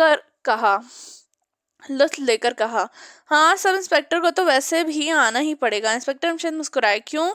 یہ کس لیے کہہ رہے ہیں آپ؟ محمود نے حیران ہو کر پوچھا۔ تم اتنا بھی نہیں سمجھے؟ اسے ابا جان پر شک ہو گیا ہے، فرزانہ نے کہا۔ میں اتنا تو سمجھتا ہوں، لیکن ابا جان کے لہجے میں کوئی اور جھلک بھی تھی، محمود بولا۔ اب تمہیں لہجوں کی جھلک نظر آنے لگے گی، فاروق نے اس کا مذاق اڑایا۔ یہ تو تمہیں کس چیز میں جھلک نظر آتی ہے؟ محمود نے جل کر کہا۔ تم میں جھلک نظر آتی ہے؟ بتاؤ کس قسم کی؟ فاروق مسکرایا۔ جی فرمائیے ذرا، میں بھی تو سنوں، محمود نے جلے بھنے لہجے میں کہا۔ غصے کی؟ فاروق بولا، اور فرزانہ کھلکھلا کر ہنسی۔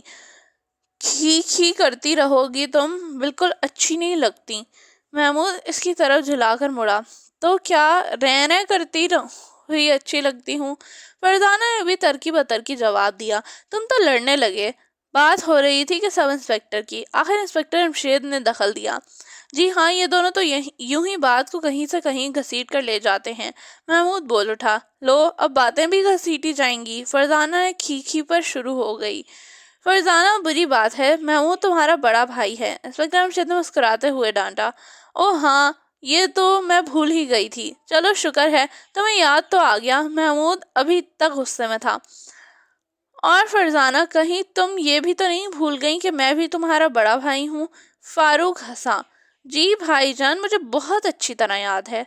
توبہ، ان تینوں کی زبانیں تو جملے گھڑنے کی مشینیں ہیں، بیگم جمشید بولی۔ شکریہ امی جان، تینوں ایک ساتھ بولے۔ انسپکٹر جمشید اور بیگم جمشید اپنی ہنسی کس طرح بھی نہ روک سکے۔ ابا جان، آپ کہہ رہے تھے کہ سب انسپکٹر ویسے بھی آئے گا، اس کا کیا مطلب؟ اس کا مطلب یہ ہے کہ اس کی اپنی جیب کٹ گئی ہے، انسپکٹر جمشید بولے۔ کیا مطلب؟ ان کے منہ سے ایک ساتھ نکلا۔ اسی وقت دروازے پر دستک ہوئی۔ محمود دیکھو کون ہے۔ جی اچھا۔ محمود نے اٹھ کر دروازہ کھولا تو بیرا نظر آیا۔ کیا بات ہے؟ محمود نے چونک کر پوچھا، کیونکہ بیرے کو تو صرف بلانے پر ہی آنا تھا۔ دو پولیس آفیسر آپ کے والد کو نیچے بلا رہے ہیں، بیرے نے کہا۔ انسپکٹر امشید نے اس کے الفاظ سن لیے، لہٰذا وہ خود ہی بولے، تم انہیں اوپر ہی لے آؤ۔ جی۔ بیرا حیران ہو کر رہ گیا۔ ہاں بھائی، کہہ دو اوپر ہی تشریف لے آئیں۔ جی اچھا، بیرے نے کہا اور سیڑھیاں اترتا چلا گیا۔ یہ آپ نے کیا کیا؟ اب سب انسپکٹر کا پارا اوپر چڑھا جائے گا۔ یہی تو میں چاہتا ہوں۔ کیا مطلب؟ تینوں ایک ساتھ بولے۔ یہ دیکھو، یہ کیا ہے؟ انسپکٹر امشید نے اپنی جیب سے کوئی چیز نکالتے ہوئے کہا۔ ارے یہ بٹوا آپ کا تو نہیں؟ محمود نے ان کے ہاتھ میں بٹوا دیکھ کر کہا۔ ہاں، یہ سب انسپکٹر کا ہے۔ کیا؟ وہ حیران رہ گئے۔ یہ آپ کے پاس کیسے آ گیا؟ یہی وجہ تھی میں نے کہا تھا کہ سب انسپکٹر کو تو ویسے بھی آنا ہی پڑے گا۔ آخر یہ آپ کو کیسے مل گیا؟ میں نے اس کی جیب سے نکالا ہے۔ جی؟ ان کی جی لمبی ہوتی چلی گئی۔ اسی وقت دروازے پر ایک بار پھر دستک ہوئی۔ 3 پرزے۔ ابا جان، وہ آ گئے۔ آپ پرس کو چھپا لیں، محمود جلدی سے بولا۔ کیوں چھپانے کی کیا ضرورت ہے؟ جاؤ جا کر دروازہ کھولو، انسپکٹر امشید نے پرس کو میز پر ڈالتے ہوئے کہا۔ بس دیکھتے جاؤ۔ وہ مسکرائے۔ محمود نے دروازے کے پاس جا کر چٹھی گرا دی۔ جو ہی وہ دروازہ کھول کر مڑا، انسپکٹر امشید غائب ہو گئے۔ ارے، اس کے منہ سے نکلا۔ اسی وقت دونوں آفیسر اندر داخل ہوئے۔ سر، وہ رہا میرا بٹوا، دیکھا؟ میں نے کہا تھا نا۔ لیجئے، یہ پکڑا گیا۔ سب انسپکٹر چلایا۔ یہ تمہارا پرس ہے؟ ساجد نے پوچھا۔ جی ہاں۔ ٹھیک ہے بچوں، تمہارے والد کہاں ہیں؟ ہم انہیں گرفتار کرنا چاہتے ہیں، ساجد نے کہا۔ وہ غسل خانے میں ہیں۔ او اچھا، دونوں بیٹھ گئے۔ انسپکٹر ساجد کبھی ان سے نہیں ملا تھا، اس لیے جان نہ سکا۔ اسی وقت غسل خانے کا دروازہ کھلا اور انسپکٹر امشید ہاتھ میں تولیہ لیے باہر آئے۔ کیا آپ مجھے گرفتار کرنا چاہتے ہیں؟ انہوں نے پرسکون آواز میں کہا۔ دونوں چونک کر مڑے۔ جی ہاں، ثبوت یہ موجود ہے، میرا پرس جو تم نے میری جیب سے نکالا تھا، سر انسپکٹر نے کہا اور پھر اپنے آفیسر کی طرف دیکھا، مگر وہ تو حیرت کی وجہ سے بت بنا کھڑا تھا۔ میں تو کب کہتا ہوں کہ میں نے پرس نہیں نکالا۔ مجرم اپنے جرم کا اقرار کر رہا ہے، سب انسپکٹر نے کہا۔ تم کب آئے اور یہ آنے کا کون سا طریقہ ہے؟ ساجد نے انہیں گھور کر کہا۔ کل کا آیا ہوا ہوں، نہ صرف میں بلکہ یہ لوگ بھی، انسپکٹر امشید نے بیوی بچوں کی طرف اشارہ کر کے کہا۔ تو یہ بھابھی ہیں اور یہ محمود، فاروق اور فرزانہ۔ ہاں، کمال ہے، تمہیں یہاں آ کر ٹھہرنے کی کیا ضرورت تھی؟ سیدھا تمہارے پاس جانا تو جیب کتروں کو نہیں پکڑ سکتا تھا۔ بچوں، تم اپنے انکل کو سلام نہیں کیا؟ وہ ساجد سے کہتے کہتے ان تینوں کی طرف مڑے۔ انکل السلام علیکم، تینوں نے ایک ساتھ کہا۔ ساجد نے مسکرا کر سب انسپکٹر کی طرف دیکھا۔ اس کی آنکھیں حیرت کی زیادتی سے پھٹتی ہوئی تھیں اور وہ انہیں اس طرح دیکھ رہا تھا جیسے وہ کسی دوسری دنیا کی مخلوق ہوں۔ طاہر، ان سے ملو، یہ ہیں انسپکٹر امشید، میرے دوست۔ جی؟ طاہر حیران رہ گیا۔ ہاں، یہ ہماری مدد کرنے آئے ہیں جیب کتروں کو پکڑنے کے سلسلے میں، اور آپ الٹا مجھے ہی گرفتار کر رہے تھے۔ انسپکٹر امشید مسکرائے۔ لیکن آپ نے میرا بٹوا کیوں نکالا؟ طاہر نے پوچھا۔ تاکہ تم ساجد کو یہاں لے کر آؤ۔ حیرت ہے، مجھے پتہ بھی نہیں چلا کہ کب آپ نے میرا بٹوا نکال لیا۔ تو ہمارے شہر آتے ہی تمہارے سامنے ایک واردات بھی ہو گئی، ساجد بولا۔ ایک نہیں، 3۔ انسپکٹر امشید مسکرائے۔ 3 کیا مطلب؟ میں نہیں سمجھا۔ پہلی واردات میرے ساتھ ٹرین میں ہوئی۔ آپ کے شہر میں ایک مہربان نے میرا بٹوا اڑا لیا۔ ارے! ساجد اور طاہر ایک ساتھ بولے۔ پھر ٹیکسی ڈرائیور نے بھی یہی کیا؟ اوہ! ان دونوں میں سے تو میں نے بٹوا حاصل کر لیا، لیکن تیسری مرتبہ اس نے اپنا بٹوا چوری ہی نہیں ہونے دیا۔ البتہ محمود، فاروق اور فرزانہ کے بٹوے جیب کترے لے گئے، اور ہاں، تمہاری بھابھی کے پرس میں بھی ایک نقلی زیور بھی تھا۔ کیا؟ یہ کیا کہہ رہے ہو تم؟ اب یہ تینوں تمہیں بتائیں گے کہ ان کے بٹووں میں کیا کیا تھا۔ چاہو تو باقاعدہ رپورٹ بھی لکھ سکتے ہو۔ لیکن تم نے ان دونوں کا کیا کیا؟ ساجد نے حیران ہو کر پوچھا۔ کرتا کیا؟ ان کو جانے دیا۔ وہ کس خوشی میں؟ دوبارہ پکڑنے کی خوشی میں۔ میں نے ان کو اکٹھے ہی پکڑوں گا۔ اکٹھے کیا مطلب؟ یہاں کوئی باقاعدہ گروہ یہ حرکتیں کر رہا ہے۔ مجھے یہ یقین ہے کہ وہ رات کو کہیں اکٹھے ضرور ہوتے ہیں، گروہ کے سردار کو اپنی اپنی دن بھر کی کمائی دینے کے لیے۔ کمال ہے، تم آتے ہی اس نتیجے پر بھی پہنچ گئے۔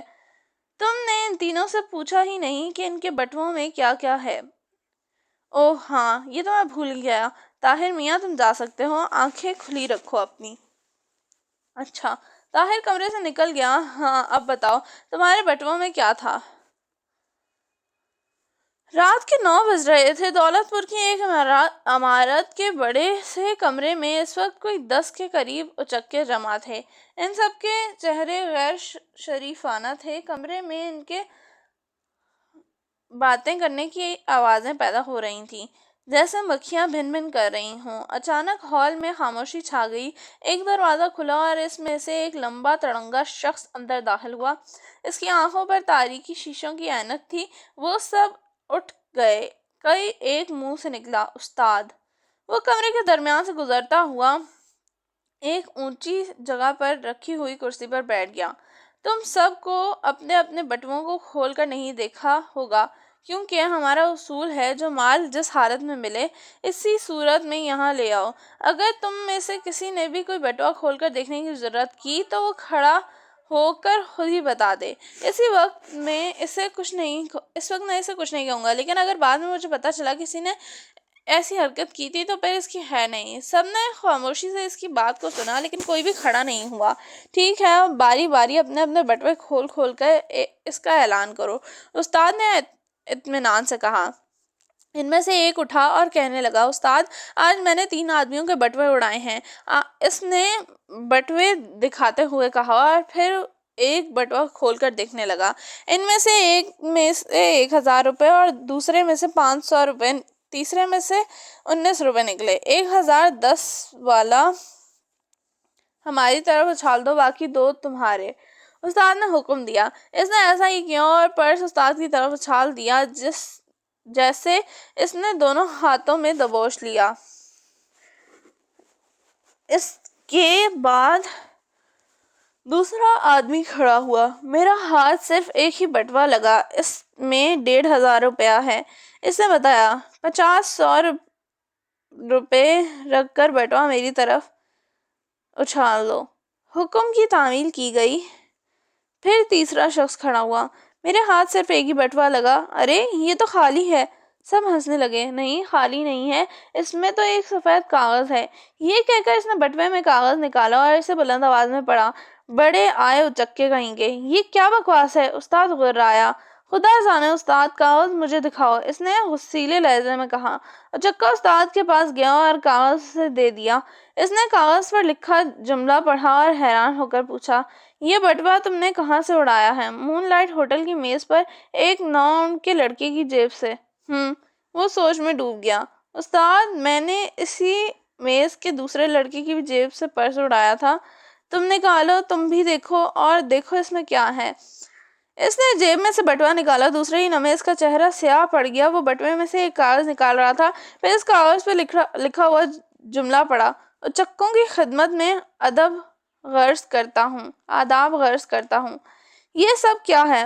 اور استاد، میں نے بھی اسی میز پر بیٹھی ایک لڑکی کا پرس اڑایا تھا۔ کیا؟ استاد تقریباً چلایا۔ نکالو تم بھی۔ اوپر حواس میں کیا لکھا تھا؟ تیسرا اچکا پرس میں کاغذ نکالنے لگا۔ گاڑی والا: اور اب بیٹی تم بتاؤ، تم نے اپنے کاغذ پر اچکوں کو کیا پیغام دیا تھا؟ محمود اور فاروق اپنے اپنے جملے بتا چکے تھے تو ساجد نے ہنس کر فرزانہ سے پوچھا، انکل، میں نے اپنے پرزے پر لکھا تھا، دولت پور کے تمام اچکوں کو چاہیے کہ وہ دولت پور کی تمام دولت سمیٹنے کا خیال دل سے نکال دیں۔ بہت خوب، اچکے بھی خوب چکرا رہے ہوں گے یہ پرزے پڑھ کر۔ ساجد ہنسا، مگر حیرت ہے انہوں نے بچوں کے بٹوے بھی نہ چھوڑے۔ انسپکٹر ساجد بولا، معلوم ہوتا ہے کہ ان کی تعداد کچھ زیادہ ہی ہے۔ انسپکٹر جمشید بولے، اچھا اب تمہارا پروگرام کیا ہے؟ ساجد نے پوچھا۔ محمود، تم نے ٹیکسی کے نمبر نوٹ کیے تھے؟ جی ہاں، یہ رہے۔ محمود نے نوٹ بک نکالتے ہوئے کہا، یہاں ٹیکسیوں کے کتنے اڈے ہیں؟ انسپکٹر جمشید نے پوچھا۔ صرف ایک۔ بس ٹھیک ہے، تم اس ٹیکسی ڈرائیور کے گھر کا پتہ وہاں سے معلوم کر کے اس کی نگرانی کراؤ۔ یہاں جتنی بھی ٹیکسیاں چلائی جاتی ہیں وہ ایک ہی آدمی کی ملکیت ہیں، وہی مالک ہے، اس سے اس کے ڈرائیور کا پتہ معلوم ہو سکتا ہے۔ ساجد نے بتایا، ابھی شام کے 5 بج رہے ہیں، وہ اڈے پہ موجود ہوگا۔ بس تو پھر پہلے یہی بات معلوم کرنی چاہیے۔ ابا جان کیوں نہ ہم بھی چلیں، شہر کی تھوڑی سیر ہی ہو جائے گی۔ چلو یوں ہی صحیح بیگم، تمہارا کیا خیال ہے؟ انسپکٹر جمشید نے مسکرا کر پوچھا۔ میں تو بہت تھکن محسوس کر رہی ہوں، آرام کروں گی، آپ لوگ جائیں۔ وہ ہوٹل سے باہر نکل کر جیپ میں بیٹھے اور ٹیکسیوں کے اڈے کی طرف روانہ ہو گئے۔ 15 منٹ بعد وہ وہاں پہنچ گئے۔ کیا خیال ہے مالک کو یہیں بلا لیا جائے؟ ساجد نے پوچھا۔ ہاں ٹھیک ہے، اچھا میں لاتا ہوں۔ ساجد نیچے اترا اور اڈے کے اندر بنے ایک کمرے کی طرف چلا گیا۔ جلد ہی ایک لمبے چوڑے آدمی کے ساتھ واپس آ گیا۔ فیروز، تمہاری ٹیکسی نمبر 3944 آج کل کون چلا رہا ہے؟ ساجد نے پوچھا۔ کیوں انسپکٹر صاحب، کیا بات ہے؟ خیر تو ہے؟ اس سے کچھ کام ہے ہمیں۔ اس کا نام بابر ہے۔ کہاں رہتا ہے؟ احسان روڈ پر، مکان نمبر 119۔ بہت بہت شکریہ، ساجد نے کہا۔ آپ نے بتایا نہیں کہ اس سے کیا کام آ پڑا ہے؟ کوئی خاص کام نہیں، ساجد نے کہا اور جیپ سٹارٹ کر لی۔ اب کیا کیا جائے؟ ساجد نے کچھ دور آ کر پوچھا۔ اس مکان کی نگرانی کراؤ، صرف اتنا معلوم کرنا کہ رات کے وقت وہ اپنے گھر سے کہیں جاتا تو نہیں، اور جاتا ہے تو کہاں۔ بہت اچھا، میں طاہر کی ڈیوٹی وہاں لگا دیتا ہوں۔ اب کہاں چلیں؟ ہمیں ہوٹل میں چھوڑ کر تم کہیں بھی جا سکتے ہو، تو تم لوگ میرے ہاں نہیں چلو گے؟ نہیں، آخر اس ہوٹل میں رہنے کی ضرورت ہی کیا ہے؟ دیکھو ساجد، تم جیب کتروں کو پکڑنا چاہتے ہو یا نہیں؟ بالکل چاہتا ہوں، آج کل تو اس سے بڑی کوئی خواہش ہی نہیں ہے۔ تو بس پھر ہمیں یہیں رہنے دو۔ چکوں کی گرفتاری کے بعد البتہ تمہارے ہاں 2-4 دن ضرور گزاریں گے۔ جو ہی جیپ مون لائٹ ہوٹل کے سامنے رکی، انسپکٹر جمشید چونک اٹھے۔ محمود فاروق، اس شخص کو دیکھ رہے ہو؟ انہوں نے ایک آدمی کی طرف اشارہ کرتے ہوئے کہا جو ہوٹل سے باہر نکل رہا تھا۔ اوہ، تینوں دیکھ کر چونک اٹھے۔ یہ تو وہی ہے جس نے ٹرین میں آپ کی جیب کاٹی تھی۔ میں نہیں سمجھ سکتا کہ یہ سب کیا ہو رہا ہے۔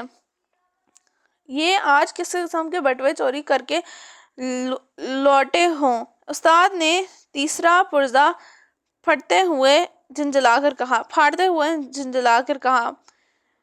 ہم خود حیران ہیں استاد، کیا اس میز پر 3 بچے ہی بیٹھے تھے؟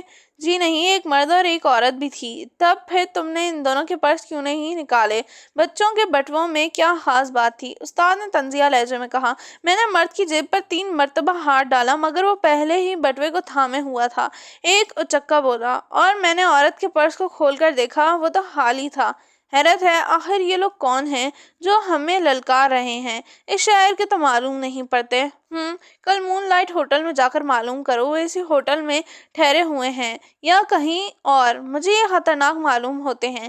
استاد، مجھے ایک بات یاد آ رہی ہے، ایک اچکا بولا۔ کیا بات یاد آ رہی ہے تمہیں؟ کل میں گاڑی میں بیٹھا دولت پور آ رہا تھا تو ایک آدمی کے ساتھ بیٹھا تھا۔ ظاہر ہے تم کسی حیوان کے ساتھ تو نہیں بیٹھ سکتے، استاد نے کہا، جس پر سب کو ہنسی آ گئی۔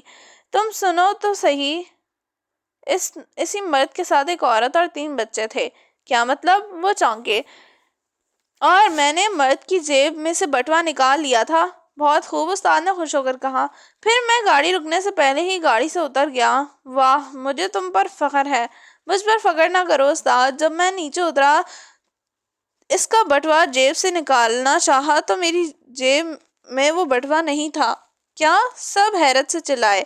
وہ کوئی معمولی آدمی معلوم نہیں ہوتے، یہ ضروری ہے جو تمہیں گاڑی میں ملے تھے۔ تب تو ٹھیک رہے گا کہ کل تم ہی مون لائٹ ہوٹل جا کر پتہ کراؤ۔ جی بہتر، ان کے متعلق جو کچھ بھی معلوم ہو سکے کرنا۔ اس کے بعد اچکے اپنی اپنی دن بھر کی کارگزاری بیان کرنے لگے۔ طاہر کا بٹوا، کیا اسے پکڑ لایا جا چکا ہے؟ پکڑ لایا جائے، ساجد نے جلدی سے کہا۔ نہیں، پکڑنے سے کام خراب ہو جائے گا، یہ ہمیں پہچانتا ہے، اس لیے تم اس کا تعاقب کرو گے۔ شام کا وقت ہے، یہ اس وقت اچکوں کے ٹھکانے پر تو جا نہیں رہا ہوگا، ہو سکتا ہے یہ اپنے گھر جائیں۔ اس طرح ہمیں 2 اچکوں کے گھروں کا پتہ معلوم ہو جائے گا، پھر ہم ان دونوں کی بیک وقت نگرانی کرائیں گے اور اس طرح یہ ہمیں خود اپنے ٹھکانے پر لے جائیں گے۔ کیوں کیسی رہی؟ بہت خوب، تو میں اس کے پیچھے جاؤں؟ ہاں، لیکن وہ پیدل چل رہا ہے، تو ہمیں جیپ کو یہیں چھوڑنا پڑے گا، ویسے بھی جیپ کو دیکھ کر ہوشیار ہو سکتا ہے۔ تم فکر نہ کرو، میں پیدل ہی جا رہا ہوں، ساجد نے کہا اور جیپ سے اتر کر اس کی طرف روانہ ہو گیا جہاں سے وہ گیا تھا۔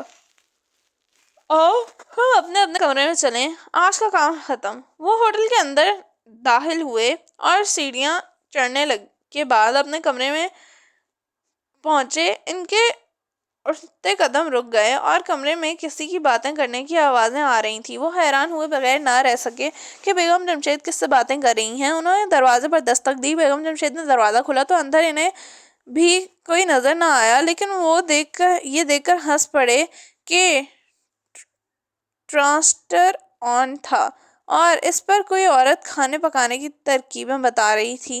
ہم تو سمجھے تھے آپ کسی سے باتیں کر رہی ہیں، محمود نے کہا، اور ہم حیران ہوئے تھے کہ یہاں آپ کی جان پہچان کا کون نکل آیا۔ آپ کے جانے کے بعد میں نے یہاں اس گاڑی والے جیب کترے کو دیکھا تھا، بیگم جمشید بولی۔ ہاں ہم نے بھی اسے دیکھا ہے۔ تو کیا آپ نے اسے پکڑ لیا؟ نہیں، ساجد اس کے پیچھے گیا ہے۔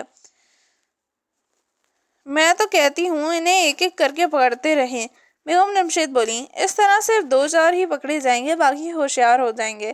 اگر اس شہر میں اتنے جیب کترے کہاں سے گئے، یہی تو دیکھنا ہے، اس لیے تو میں ان پر ہاتھ نہیں ڈال رہا۔ ہم تو ساجد کے گھر کیوں نہ چلیں؟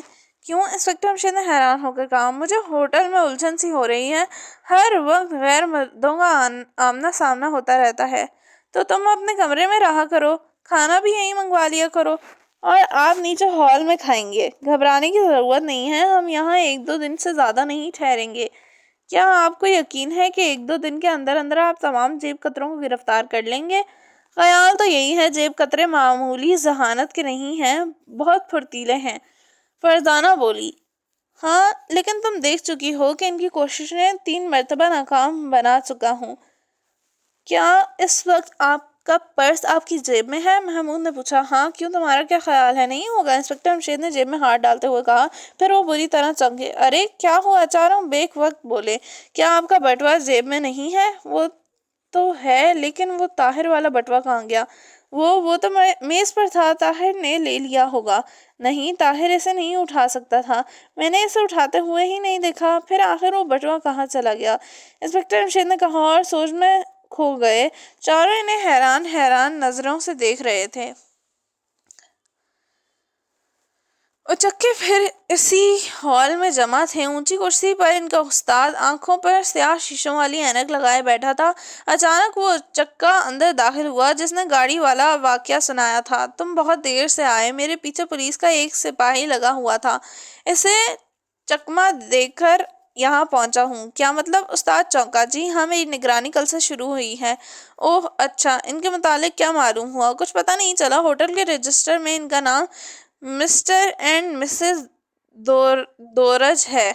تم ایک دم الو ہو، استاد نے غصہ سے کہا۔ جی کیا مطلب؟ نمبر 9 کھڑا ہو جائے۔ ایک اور چکا اپنی جگہ سے کھڑا ہوا۔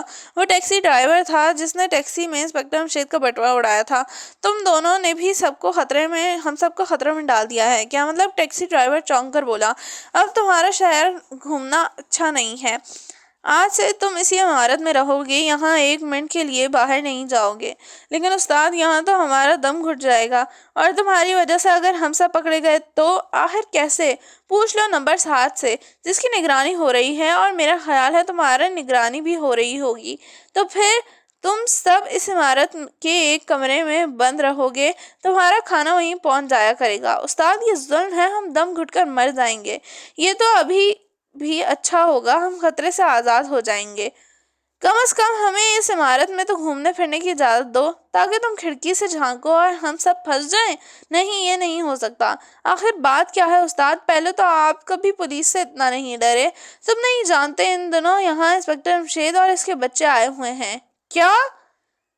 20ویں آوازیں ابھر پڑیں۔ ہاں، وہ جس شخص کا نام تم داؤد بتا رہے ہو وہ انسپکٹر جمشید ہے۔ اوہ! ان کی آنکھیں حیرت سے پھیل گئیں۔ کمرے میں موت کی خاموشی چھا گئی۔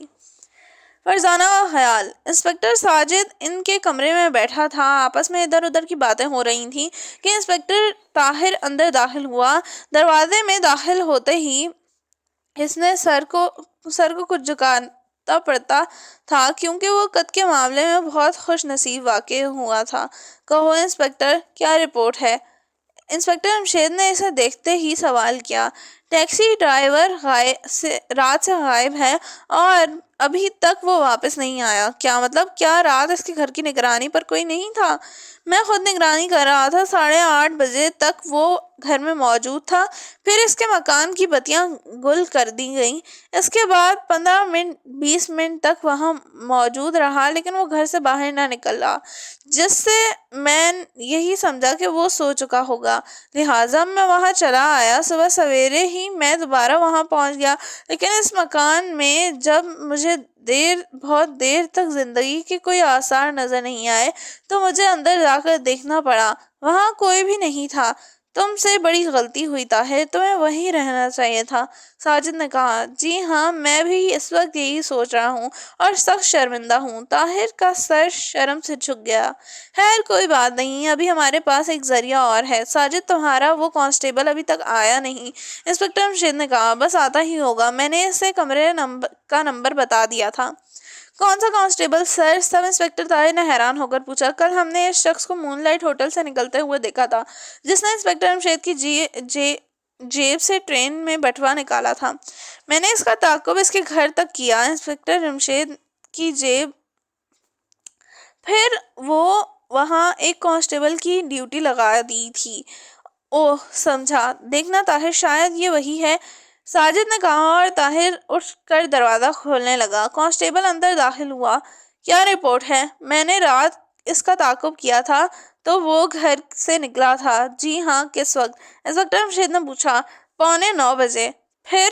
میں اس کے پیچھے چلتا رہا، اچانک اس نے سڑک پر سے گزرتی ہوئی ایک خالی ٹیکسی روک لی اور اس میں بیٹھ کر نکل گیا۔ افسوس کہ عین وقت پر مجھے کوئی ٹیکسی نہ مل سکی، لعنت ہے تم پر، ساجد نے غصے کے عالم میں کہا۔ اس غریب پر بگڑنے کی کیا ضرورت ہے؟ اس میں اس کا کیا قصور؟ ٹیکسی کے پیچھے دوڑ تو نہیں سکتا تھا؟ انسپکٹر جمشید نے ساجد سے کہا، پھر نرمی سے کانسٹیبل سے بولے۔ اچھا کوئی بات نہیں، تم واپس اس جگہ پہ جاؤ، اس مکان کی نگرانی کرتے رہو، جو ہی وہ واپس آئے ہمیں فون کر دینا۔ ہوٹل کا نمبر تم نیچے سے معلوم کر لو، کمرے کا نمبر تو ہمیں معلوم ہی ہے۔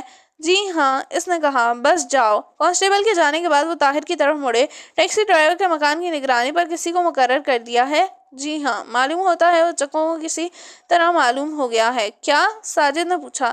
یہی کہ کوئی ان کے پیچھے لگ گیا ہے۔ انہیں کیسے معلوم ہو گیا؟ ساجد نے حیران ہو کر پوچھا۔ ان کے پرزوں سے جو انہوں نے اپنے بٹووں میں رکھ دیے تھے۔ انسپکٹر جمشید نے مسکرا کر کہا۔ تو کیا ابا جان ہم نے غلطی کی تھی؟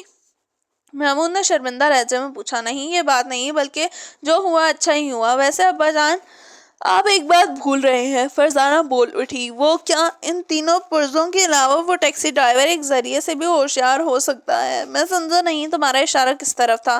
ٹیکسیوں کے مالک کی طرف سے۔ ہم نے ایک ٹیکسی ڈرائیور کا پتہ پوچھا تھا۔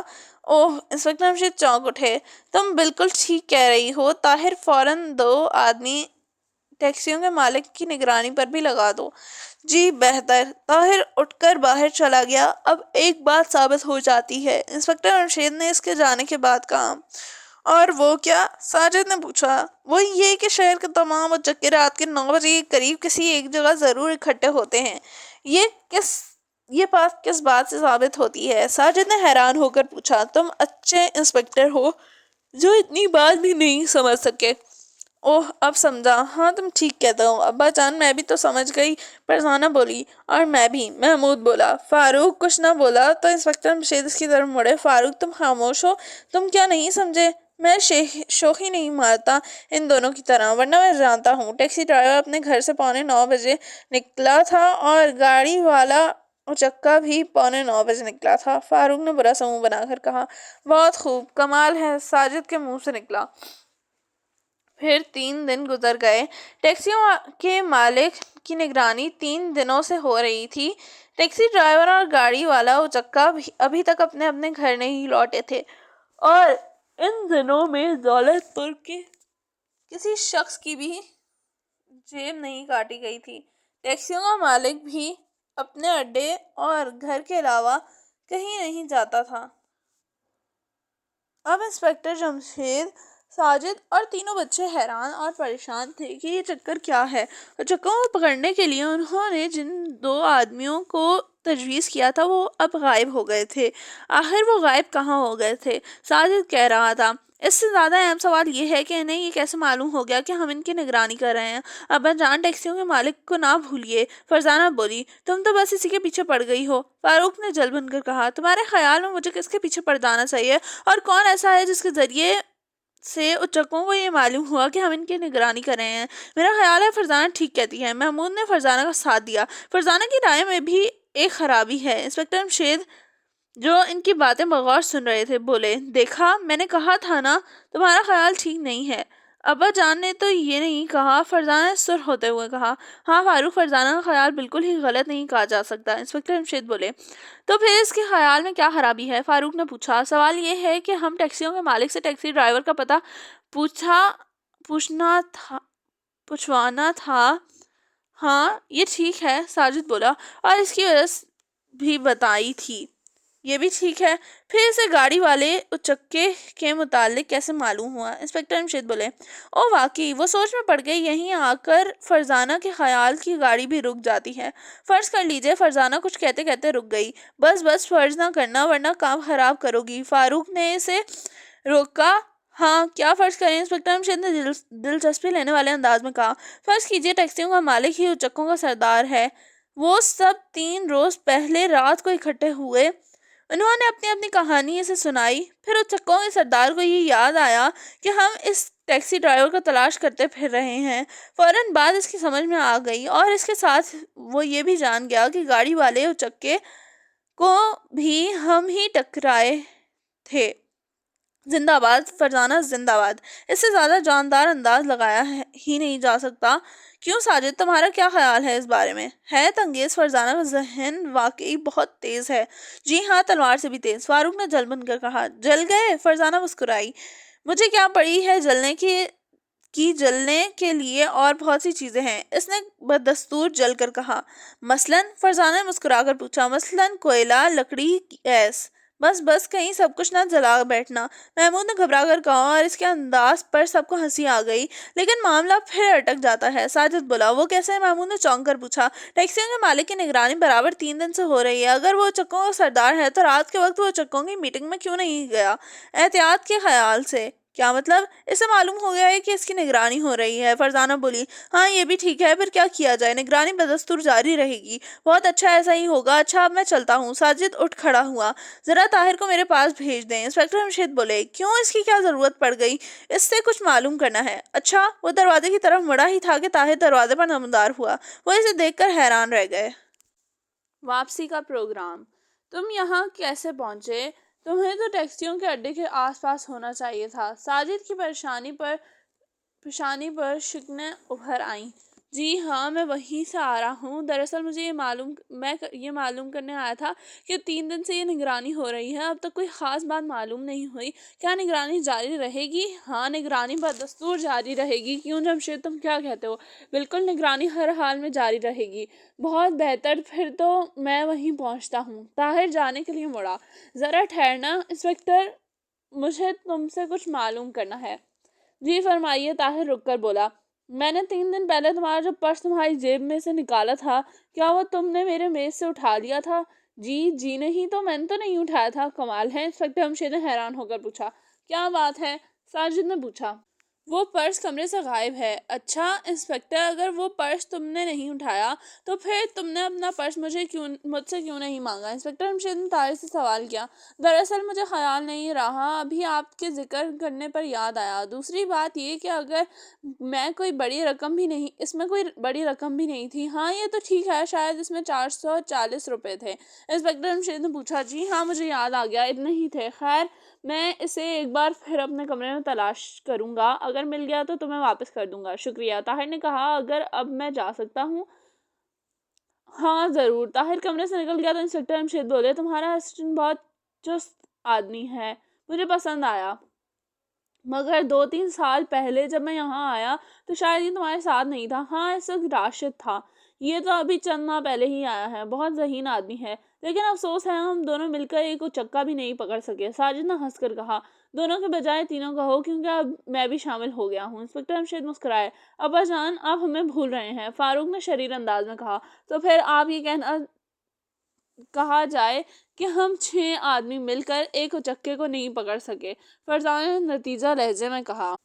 تم نتیجہ نکالنے میں بڑی تیز ہو، محمود نے تعریف کی۔ کہیں اسے سے امتحان کا نتیجہ نہ نکلوا لینا۔ فاروق ہنسا۔ مجھے اور تمہیں بغیر کھٹکے فیل کر دے گی اور خود الجبرے میں فیل ہو جائے گی، محمود نے کہا۔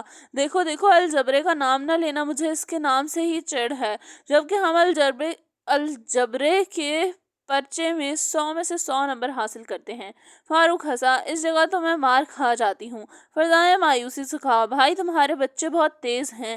ساجد نے تعریف کی۔ انکل کوئی چیز کاٹنے کا ارادہ تو نہیں؟ فاروق نے کہا، اور سب کھلکھلا اٹھے اور ہنس پڑے۔ وہ دو دن اور گزر گئے اور انہیں چکوں کا کوئی سراغ نہ ملا۔ شہر میں کسی کی جیب نہیں کاٹی گئی۔ تنگ آ کر انسپکٹر جمشید نے اپنا بٹوا نوٹوں سے بھرا اور جیب میں ڈال کر اسی طرح ہوٹل سے نکلے کہ بٹوا جیب میں صاف نظر آ رہا تھا اور جیب قطرے کے لیے اسے نکال لینا مشکل نہ تھا۔ سارا دن پیدل شہر کے بھر کی خاک چاٹتے پھرے، لیکن ان کے بٹوے کو کسی نے ہاتھ بھی نہیں لگایا۔ شام کو جب وہ واپس ہوٹل میں پہنچے تو ان کے کمرے میں انسپکٹر ساجد اور طاہر موجود تھے۔ ان دونوں کے چہرے اترے ہوئے تھے۔ تم سارا دن کہاں غائب رہے؟ ساجد نے پوچھا۔ بس یار کیا بتاؤں، میں ان چکوں کو دعوت دیتا پھر آ کے آیا ہوں اور میرا بٹوا نکالو، لیکن نہ جانے شہر کی جیب قطروں کو کیا ہو گیا ہے۔ یوں لگتا ہے جیسے سارے کے سارے کئی دنوں کے لیے سو گئے ہوں یا پھر شہر چھوڑ کر چلے گئے ہوں۔ مجھے بھی اس پر حیرت ہے، 5 دن سے کسی کی جیب نہیں کاٹی گئی۔ اب تو میں اس کے نتیجے پر پہنچ گیا ہوں، انسپکٹر جمشید نے کھوئے انداز میں کہا۔ اور وہ کیا؟ ساجد نے پوچھا۔ شہر کے چکے یہ شہر چھوڑ کر چلے گئے ہیں، وہ بولے۔ آخر کیوں؟ ساجد نے حیران ہو کر کہا۔ اس لیے کہ انہیں یہاں میری آمد کی اطلاع ہو گئی ہے۔ اب میں یہ بات یقین سے کہہ سکتا ہوں۔ یہ کیسے ہو سکتا ہے؟ تم کسی کو اطلاع دے کر نہیں آئے ہو، ہوٹل کے رجسٹر میں اپنا اصل نام نہیں لکھوایا، پھر جیب قطروں کو خبر کیسے ہو گئی؟ بہرحال میں اس کیس میں اپنی مکمل ناکامی کا اعتراف کرتا ہوں اور اسی وقت واپس جا رہا ہوں۔ ویسے بھی میں 1 ہفتے کی چھٹی لے کر آیا تھا جو ختم ہوتی جا رہی ہے۔ یہ کیا کہہ رہے ہو تم؟ ساجد ہی نہیں، محمود، فاروق اور فرزانہ اور بیگم جمشید طاہر تک حیران رہ گئے۔ ہاں بھائی، مجھے افسوس ہے کہ ویسے تم مطمئن رہو، اب جیب قطرے شہر سے رخصت ہو چکے ہیں، مگر تم اس طرح نہیں جا سکتے۔ تم وہ وعدہ کیا تھا کہ 2-4 دن میں میرے ہاں رہو گے۔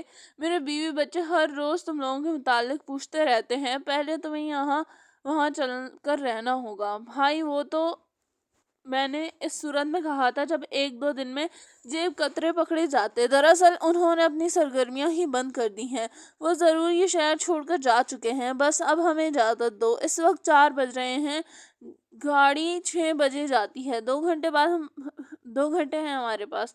اتنی دیر میں ہمیں تیار بھی ہونا ہے اور ہوٹل کا حساب بھی بے باک کرنا ہے۔ کچھ بھی ہو میں تمہیں اس طرح نہیں جانے دوں گا۔ ساجد ضد پر اڑا ہوا تھا۔ دیکھو مجبور نہ کرو مجھے، پرسوں مجھے دفتر میں حاضری دینی ہے، میں پھر کبھی بیوی بچوں کے ساتھ آ کر تمہارے ہاں کچھ دن گزار جاؤں گا۔ پکا وعدہ رہا؟ ساجد مطمئن ہو کر بولا۔ ہاں بالکل پکا۔ اچھا، اس وقت تو میں چلتا ہوں کیونکہ تمہیں تیاری کرنی ہے۔ ٹھیک 1:45 بجے میں جیپ لے کر پہنچوں گا۔ جیپ میں اسٹیشن تک چلیں گے۔ نہیں، تم جیپ لے کر نہیں آنا، ٹیکسی میں آنا یا پیدل؟ انسپکٹر جمشید نے ذرا سخت لہجے میں کہا۔ کیوں؟ ساجد نے حیران ہو کر پوچھا۔ اس لیے کہ جیپ تمہاری سرکاری کاموں کے لیے دی گئی ہے، نہ کوئی ذاتی کاموں کے لیے۔ اسے صرف سرکاری کاموں کے سلسلے میں استعمال کیا کرو۔ اوہ، کیا تم اس حد تک ایماندار ہو؟ ساجد نے حیران ہو کر کہا۔ ساجد بھائی، یہ تو گھر میں ٹیلی فون تک نہیں لگواتے۔ اچھا، حیرت ہے؟ ساجد اور طاہر آنکھوں میں حیرت لیے اٹھ کھڑے ہوئے۔ ابا جان، یہ کیا آپ نے ایک دم واپسی کا پروگرام بنا لیا؟ فرزانہ نے ان کے باہر نکلتے ہی پوچھا۔ اور کیا کریں بیٹی، مجبوری ہے، چھٹی ختم ہو رہی ہے اور جیب قطروں کا کوئی پکڑا نہیں گیا۔ ان حالات میں واپس نہ جاؤں تو کیا کروں؟ میرا خیال تھا کہ ایک آدھ دن میں ہی تمام جیب کتروں کو گرفتار کرنے میں کامیاب ہو جاؤں گا، لیکن ایسا نہیں ہوا۔ میرے اندازے غلط ثابت ہوئے۔ جیب کتروں میں معمولی ذہانت کے مجرم نہیں ہیں، یا پھر کوئی بہت ہی ذہین آدمی انہیں کنٹرول کر رہا ہے، اس لیے میں ایک بھی جیب کترے کو گرفتار نہیں کر سکتا۔ اب ہم واپس جائیں گے تو کیا کریں گے؟ یہاں رہ کر فائدہ کیا ہے؟ اخبار والے آپ کی ناکامی کو نمایاں سرخیوں میں چھاپیں گے۔ محمود بولا، کیوں بھلا؟ اخبار والے کو کیسے چھاپ سکتے ہیں؟ کیسے معلوم ہے کہ میں یہاں آیا ہوں؟ اوہ، یہ تو میں بھول ہی گیا۔ بس اب باتیں ختم، سامان باندھو سامان، ہمیں جانا بھی ہے۔ ان حالات میں کسی کا جانے کو جی نہیں چاہ رہا تھا، لیکن وہ مجبور تھے۔ گاڑی کے ٹکٹ۔ ٹھیک 1:45 بجنے کے بعد ساجد کے کمرے میں داخل ہوا۔ اس مرتبہ طاہر اس کے ساتھ نہیں تھا۔ کیا تم تیار ہو چکے ہو؟ اس نے پوچھا۔ ہاں، ہم بالکل تیار ہیں، بس تمہارا انتظار تھا۔ تو چلو پھر، گاڑی میں صرف 15 منٹ کی دیر ہے۔ وہ ہوٹل سے باہر نکلے، ایک ٹیکسی میں بیٹھے اور اسٹیشن کی طرف روانہ ہو گئے۔ کیا تم اپنا ارادہ بدل نہیں سکتے؟ ساجد نے ٹیکسی میں پوچھا۔ نہیں۔ آخر کیوں؟ کل میری آخری چھٹی ہے۔ چھٹی اور کیا ہے، بذریعہ تار بھی لی جا سکتی ہے۔ ساجد نے اعتراض کیا۔ لیکن میں اسے نامناسب سمجھتا ہوں۔ وہاں بھی کئی کام مجھے انجام دینے ہیں۔ لیکن یار، یہ بات سمجھ میں نہیں آئی کہ یکایک یہ اچکوں کو کیا ہوا؟ ساجد نے حیران ہو کر کہا۔ ڈر گئے؟ انسپکٹر امشید مسکرائے۔ تم سے؟ ساجد بھی مسکرایا۔ تو کیا تم سے ڈرے ہیں؟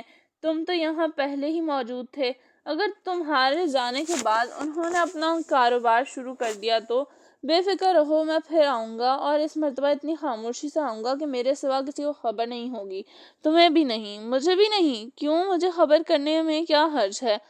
کیا پتا جیب کتروں کے سردار تم ہی ہو؟ ان کی اس بات پر ٹیکسی میں ایک کہکا گونجا۔ بہت خوب، ویسے مجھے تمہارے اس طرح جانے کا افسوس بہت ہے۔ اس میں افسوس کی کیا بات؟ کاش جیب کترے پکڑے جاتے۔ خدا کو یہی منظور تھا۔ انسپکٹر امشید نے صابر و شاکر لہجے میں کہا۔ میں ڈرتا ہوں کہیں کل سے وہی وارداتیں شروع نہ ہو جائیں۔ پرواہ نہ کرو۔ پرواہ کیسے نہ کروں؟ تم تو جا رہے ہو۔ کم از کم تمہارے آنے سے اتنا تو ہو ہی گیا تھا کہ جیب کترے اپنی حرکتوں سے باز آ گئے تھے۔ وہ باز ہی رہیں گے، مجھے یقین ہے۔ ٹیکسی اسٹیشن کے سامنے رکی اور وہ اتر پڑے۔ ساجد ٹکٹ لینے کے لیے گیا، آگے بڑھا ہی تھا کہ انسپکٹر امشید نے اسے روک لیا۔ نہیں، ٹکٹ میں خود لوں گا۔ ارے، اس میں کیا حرج ہے؟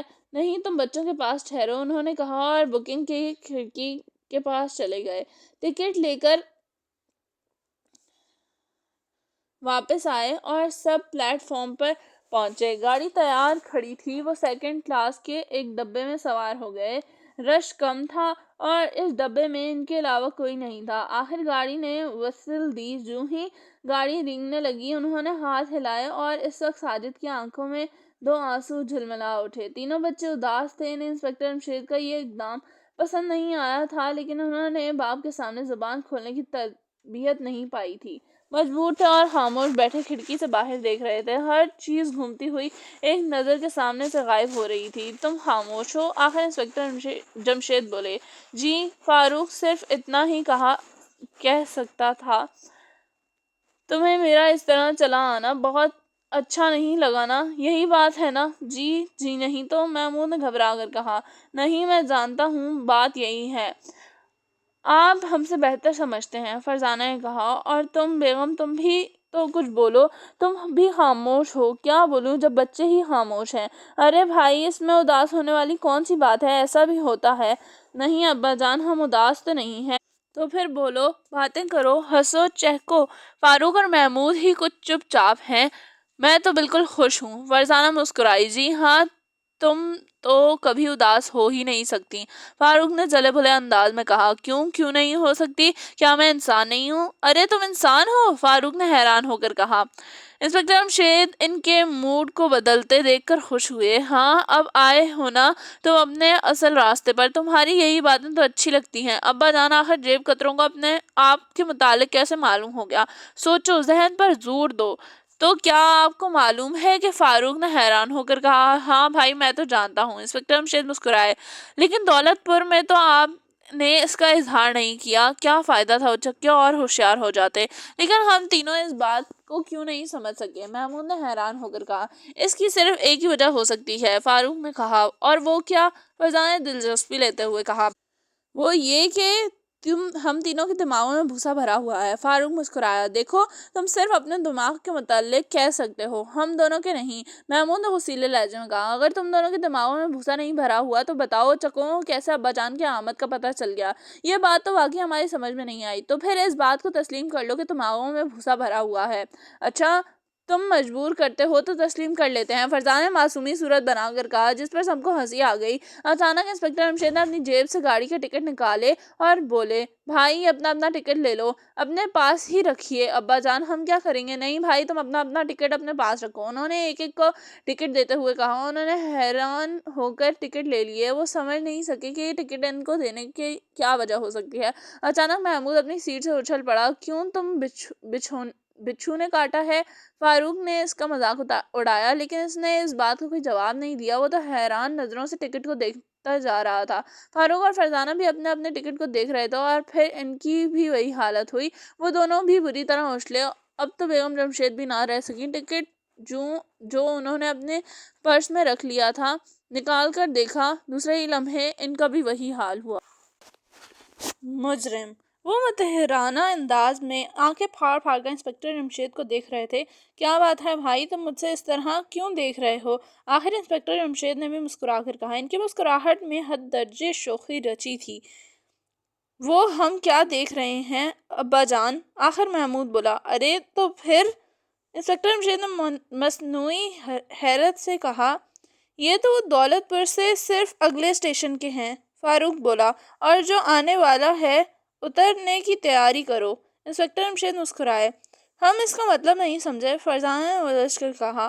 اوہ میں سمجھ گیا، فاروق کے منہ سے نکلا۔ کیا تم سمجھ گئے؟ فرزانہ نے تیز لہجے میں پوچھا۔ ہم واپس دولت پور جائیں گے۔ ابا جان کیا فاروق ٹھیک کہہ رہا ہے؟ ہاں اس کا خیال ٹھیک ہے۔ آخر یہ آپ کو سوجی کیا؟ بیگم جمشید بول پڑی۔ بات صرف اتنی ہے کہ اچکوں کو میری آمد کا پتہ چل گیا ہے، لہٰذا انہوں نے وارداتیں کرنا بند کر دی ہیں۔ اسی صورت میں ان کو پکڑنا مشکل ہو گیا ہے۔ اب میں ان کے خیال میں دولت پور سے چلا آیا ہوں، اس لیے وہ پھر سے اپنا کام دوبارہ شروع کر دیں گے، انہوں نے بتایا۔ لیکن نہیں، یہ کیسے معلوم ہو جائے گا کہ ہم دولت پور سے جا چکے ہیں جیسے میری آمد کا علم ہو گیا تھا؟ انسپکٹر جمشید مسکرائے۔ آپ ضرور ہم سے کچھ چھپا رہے ہیں، فرزانہ نے کچھ سوچ کر کہا۔ ہاں چھپا تو میں بہت کچھ رہا ہوں۔ آخر آپ کا پروگرام کیا ہے؟ محمود نے پوچھا۔ دولت پور جائیں گے بھائی دوبارہ۔ انسپکٹر جمشید مسکرائے۔ ویری گڈ، یہ ہوئی نا بات۔ میں بھی حیران تھا کہ ابا جان اتنی آسانی سے ہار ماننے والے تو نہیں ہیں، انہیں کیا ہو گیا ہے؟ اب میری سمجھ میں آیا، فاروق بولا۔ شکر ہے خدا کا، مجھے تو یہ ناکامی بری طرح کھٹک رہی ہے۔ فرزانہ بولی۔ جی ہاں مجھے بھی ڈرا رہی تھی۔ محمود نے اس کی نقل اتاری۔ اب سامان اٹھا لو، اسٹیشن آنے والا ہے۔ کیا ہم اس کے قصبے میں ٹھہریں گے؟ فرزانہ نے پوچھا۔ نہیں، یہاں ٹھہر کر ہم کیا کریں گے؟ ابھی تھوڑی دیر پہلے ہی ایک گاڑی دوسری طرف سے آئے گی، اس میں بیٹھ کر دولت پور جائیں گے۔ بہت خوب، اب آیا مزہ۔ اسی وقت گاڑی کی وسل دی اور آہستہ ہونے لگی، یہاں تک کہ رک گئی۔ یہ کوئی قصبہ تھا؟ وہ گاڑی سے اتر آئے اور پلیٹ فارم پر پڑے بنچوں پر بیٹھ گئے۔ تم بیٹھو، میں ٹکٹ لے کر آتا ہوں، انسپکٹر جمشید بولے۔ 15 منٹ بعد وہ دولت پور جانے والی ایک گاڑی کے اسٹیشن پر آ کر رکی اور وہ اس میں سوار ہو گئے۔ 1 گھنٹے بعد ہی دوبارہ دولت پور کے اسٹیشن پر اتر رہے تھے اور پھر ایک ٹیکسی میں بیٹھے ایک ہوٹل کا رخ کر رہے تھے، لیکن اس مرتبہ ان کا رخ مون لائٹ ہوٹل کی طرف نہیں تھا۔ دوسرے دن وہ اپنے کمرے سے باہر نہیں نکلے، انہوں نے ناشتہ بھی کمرے میں ہی منگوایا۔ نیچے ہال میں کیوں نہ چلیں؟ محمود بولا۔ تم تو بے وقوف ہو اچھے بھلے، فاروق بول اٹھا۔ اچھا یہ کس بات سے ظاہر ہوا؟ نیچے جانے کا خیال سے تم اتنا بھی نہیں سمجھے کہ ہمیں اپنے آپ کو لوگوں کی نظروں سے بچا کر رکھنا ہوگا تاکہ اچکوں کو یہ پتہ نہ چلے کہ ہم واپس آ چکے ہیں۔ فاروق ٹھیک کہہ رہا ہے محمود۔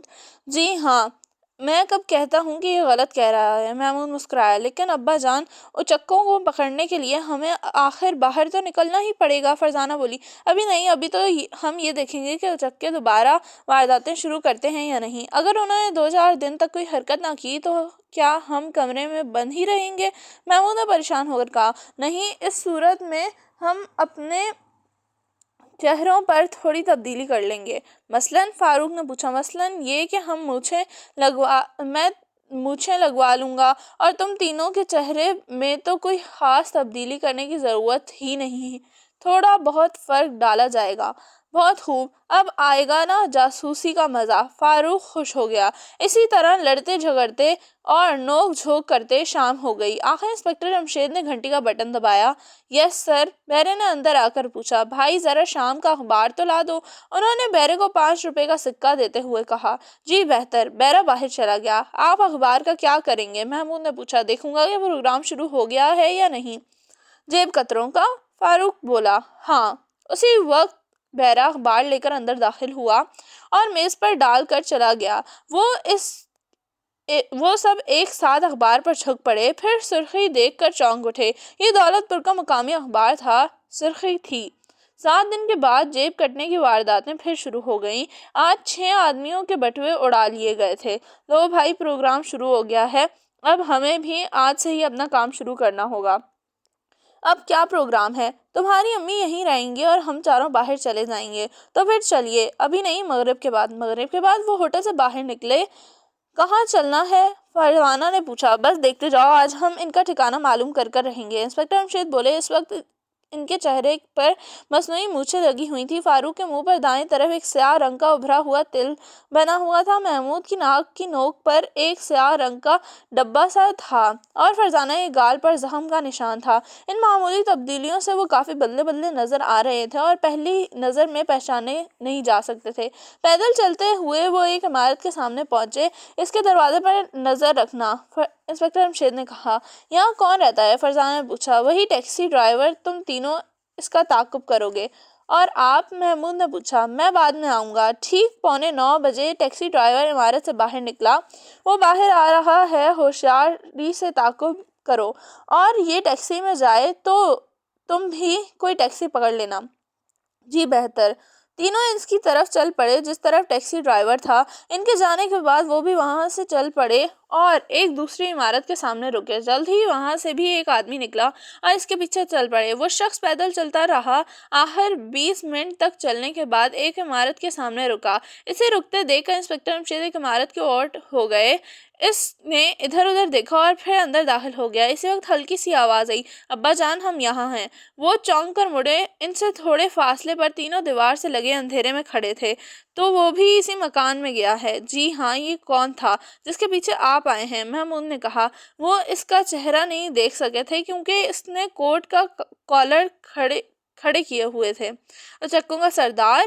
کیا؟ ان تینوں کے منہ سے بیک وقت نکلا۔ 3 کھلونے۔ انسپکٹر ساجد ایک بار پھر اپنا سر دونوں ہاتھوں سے تھامے بیٹھا تھا۔ انسپکٹر جمشید کے جاتے ہی جیب کٹنے کی وارداتیں شروع ہو گئی تھیں۔ کل سے اس کا پھر ناک میں دم آیا ہوا تھا۔ کل 6 آدمیوں کی جیبیں کاٹ لی گئی تھیں اور آج صبح سے لٹنے والے آدمی آ رہے ہیں۔ اس نے شہر میں سب انسپکٹر طاہر اور تمام کانسٹیبلوں کو دوڑایا ہوا تھا۔ اس وقت وہ بھی تنہا بیٹھا تھا۔ صرف تھانے کے دروازے پر رائفل بدست کانسٹیبل کھڑا تھا۔ اچانک ایک لڑکا تھانے میں داخل ہوا اور پہرے دار کو خاطر میں لائے بغیر اندر گھسنے لگا۔ ارے کدھر جا رہے ہو؟ اندر، اس نے لاپرواہی سے کہا۔ چلو بھاگو، یہ تھانے کا کوئی پرچون کی دکان نہیں ہے، یہ تھانہ ہے، اسی لیے تو اندر جا رہا ہوں۔ لڑکے نے کہا۔ کیا مطلب؟ کون ہو تم؟ میرے پاس تمہارے تھانے دار کے لیے ایک خط ہے۔ لاؤ مجھے دو۔ ہرگز نہیں، خط دینے والے نے کہا، اور صرف تھانے دار کو ہی دوں گا۔ اس نے مجھے اس کے کام کے بدلے 10 روپے بھی دیے تھے۔ خط مجھے دے دو، میں اندر دے آتا ہوں، پہرے دار نے نرم لہجے میں کہا۔ ہرگز نہیں دوں گا، یہ کہہ کر وہ اندر داخل ہونے لگا، لیکن پہرے دار نے اس کا بازو پکڑ لیا۔ چھوڑو مجھے، خط مجھے دو ورنہ اندر بند کر دوں گا، بدتمیز کہیں کا۔ خبردار مجھے بدتمیز نہ کہنا، لڑکا ہرایا۔ شور کی آواز ساجد کے کانوں میں پہنچ گئی۔ کیا بات ہے؟ اس نے اندر سے کہا۔ جناب یہ ایک خط آپ کے نام آیا ہے، اندر لے آؤ، ساجد نے کہا۔ لڑکے نے ہنس کر پہرے دار کی طرف دیکھا اور اندر داخل ہو گیا۔ اس نے خط میز پر رکھ دیا اور واپس مڑنے لگا۔ ٹھہرو، تم یہ خط کہاں سے لائے ہو؟ ساجد نے پوچھا۔ جی یہ مجھے ایک راہگیر نے دیا تھا اور یہاں پہنچنے کی تاکید کی تھی۔ اچھا ٹھہرو، میں دیکھ لوں اس میں کیا لکھا ہے، شاید تم سے کچھ پوچھنے کی ضرورت پڑے، ساجد نے کہا اور لفافہ اٹھا کر چاک گیا اور اس میں سے پرچہ نکال کر پڑھنے لگا۔ اگر تم اچکوں کو پکڑنا چاہتے ہو تو برٹن روڈ کی 11ویں عمارت کے پاس آج رات 9 بجے آ جاؤ، لیکن بالکل تنہا آنا، اپنے علاوہ کسی دوسرے کو اس بات کی ہوا بھی نہ لگنے دینا، ورنہ ایک بھی اچکا نہیں پکڑا جا سکے گا اور تم ساری عمر پچھتاتے رہو گے۔ یاد رکھنا کسی کو نہ بتانا۔ وہ آدمی کس قسم کا تھا اس کا حلیہ بتا سکتے ہو؟ ساجد نے خط پڑھنے کے بعد لڑکے سے کہا۔ جی لمبا چوڑا سا تھا، سوٹ پہنے ہوا تھا۔ چہرہ کیسا تھا اتنا تو مجھے یاد نہیں رہا، دراصل میں دھیان نہیں دے سکا تھا۔ اچھا شکریہ، تم جا سکتے ہو۔ لڑکا باہر آیا، جاتے جاتے سامنے مڑ کر پہرے دار کو دیکھا اور شوخ انداز میں مسکرا کر بولا، آداب عرض ہے۔ یہ کہہ کر وہ تقریباً بھاگتا ہوا ایک ہوٹل میں داخل ہوا اور سیدھا ایک میز کی طرف بڑھا۔ یہاں انسپکٹر امشید فرزانہ فاروق کے ساتھ بیٹھے تھے۔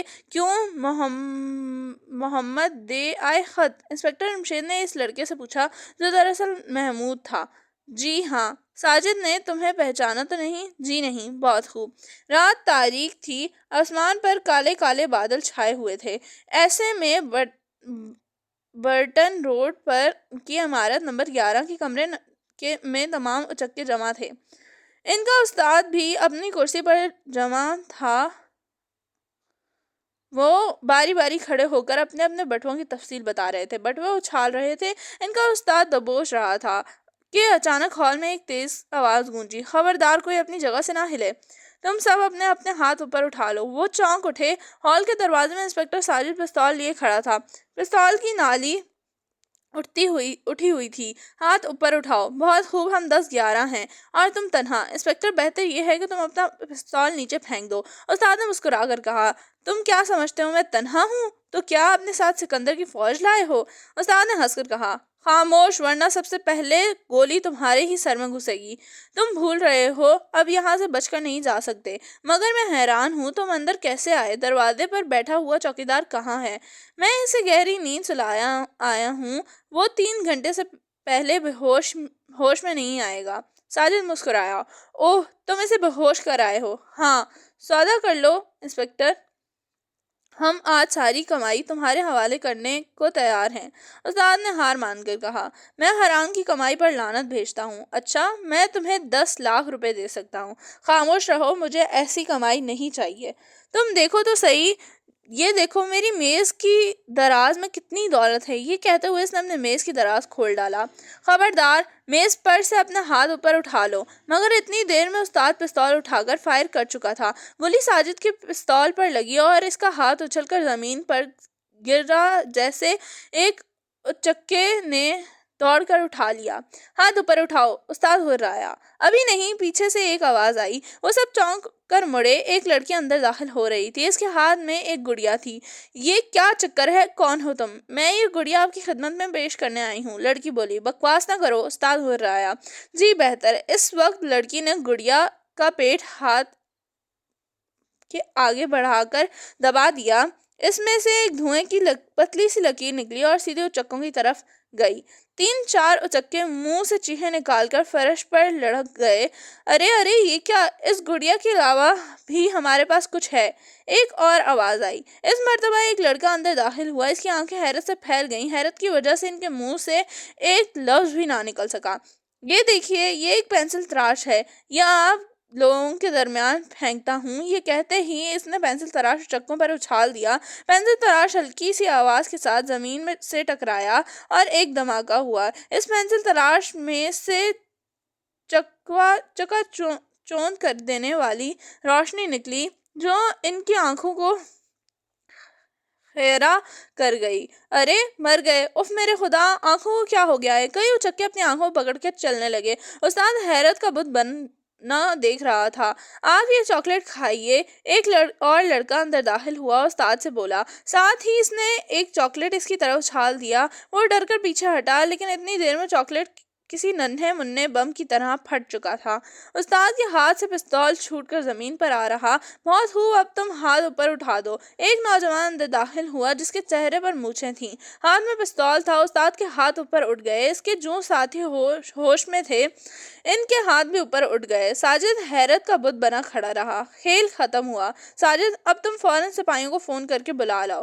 کون ہو تم؟ ساجد نے حیران ہو کر کہا۔ تمہارا دوست۔ یہ کہہ کر اس نے اپنی مونچھیں اکھاڑ دیں۔ ارے جمشید تم؟ ہاں، اور یہ محمود، فاروق اور فرزانہ۔ حیرت ہے، حیران بعد میں ہو لینا، پہلے فون کراؤ۔ میں ابھی فون کر کے آتا ہوں۔ استاد کون؟ ان سب کو ہتکڑیاں لگائی جا چکی تھیں، لیکن وہ سب ابھی تک اسی ہال میں تھے۔ تمام اچکے اب ہوش میں تھے۔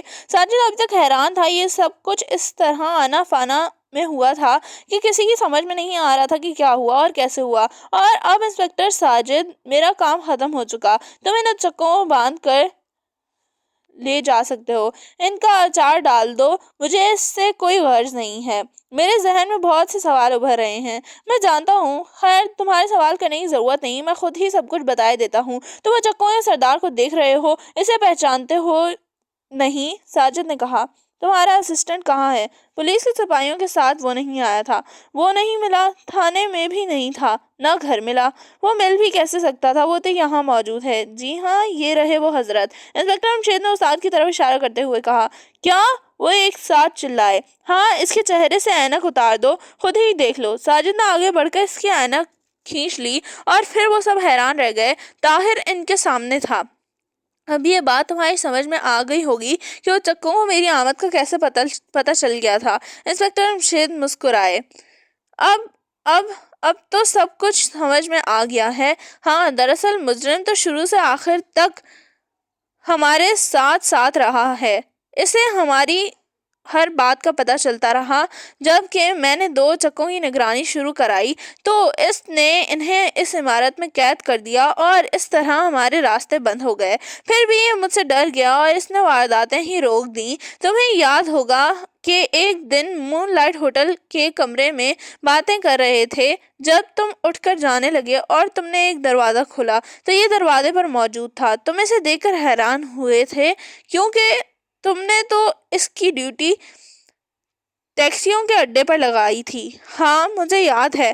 اور پہلے دن جب مون لائٹ ہوٹل میں اچکوں نے 6-7 لوگوں کی جیبیں کاٹیں تو یہ ہوٹل کے باہر موجود تھا۔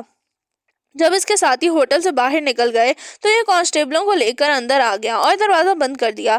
ظاہر ہے کہ جب یہ خود ہی ان کو بچ کر بھاگنے کا موقع دیتا تھا تو چکے پکڑے کیسے جا سکتے تھے؟ پھر ہمارے کمرے سے اپنا بٹوا اڑانے والا بھی یہی تھا۔ اب سمجھا کہ کوئی اچکا پکڑا کیوں نہیں جاتا تھا۔ لیکن ایک بات سمجھ میں نہیں آئی، تم کو تو میں نے گاڑی میں سوار کر دیا تھا اور میری آنکھوں کے سامنے گاڑی چلی بھی گئی تھی۔ ساجد نے پوچھا۔ ہاں، لیکن ہم دولت پور سے اگلے اسٹیشن پر ہی اتر گئے تھے۔ انسپکٹر جمشید ہنسے۔ بھائی، تم نے تو کمال ہی کر دیا، مگر میری سمجھ میں یہ گڑیا، پینسل تراش اور چاکلیٹ نہیں آئے۔ ساجد نے ان تینوں کھلونوں کی طرف اشارہ کرتے ہوئے کہا۔ جواب پھر ان تینوں کے ہاتھوں میں تھے۔ بھائی، میرے ایک دوست ہیں، پروفیسر داؤد۔ پروفیسر داؤد؟ یہ تو ہمارے ملک کے سائنسدان ہیں۔ ساجد نے حیران ہو کر کہا۔ ہاں، وہ ان بچوں کو بہت پسند کرتے ہیں، یہ ضد کر کے ان سے ایسی چیزیں بنوا لیتے ہیں، وہ بھی ان کی خوشی کی خاطر بنا دیتے ہیں۔ بہت خوب، یہ تینوں کھلونے حیرت انگیز ہیں۔ اچھا بھائی، اب تو ہمیں اجازت دینا ہے نا؟ انسپکٹر جمشید بولے۔ جی نہیں، اپنا وعدہ پورا کرنا ہوگا، کچھ دن ہمارے ہاں رہنا ہوگا۔ کیوں بچوں، تمہارا کیا خیال ہے؟ انہوں نے پوچھا۔ جو انکل کا۔ تینوں ایک ساتھ بولے۔ ساجد اور انسپکٹر جمشید ہنس پڑے۔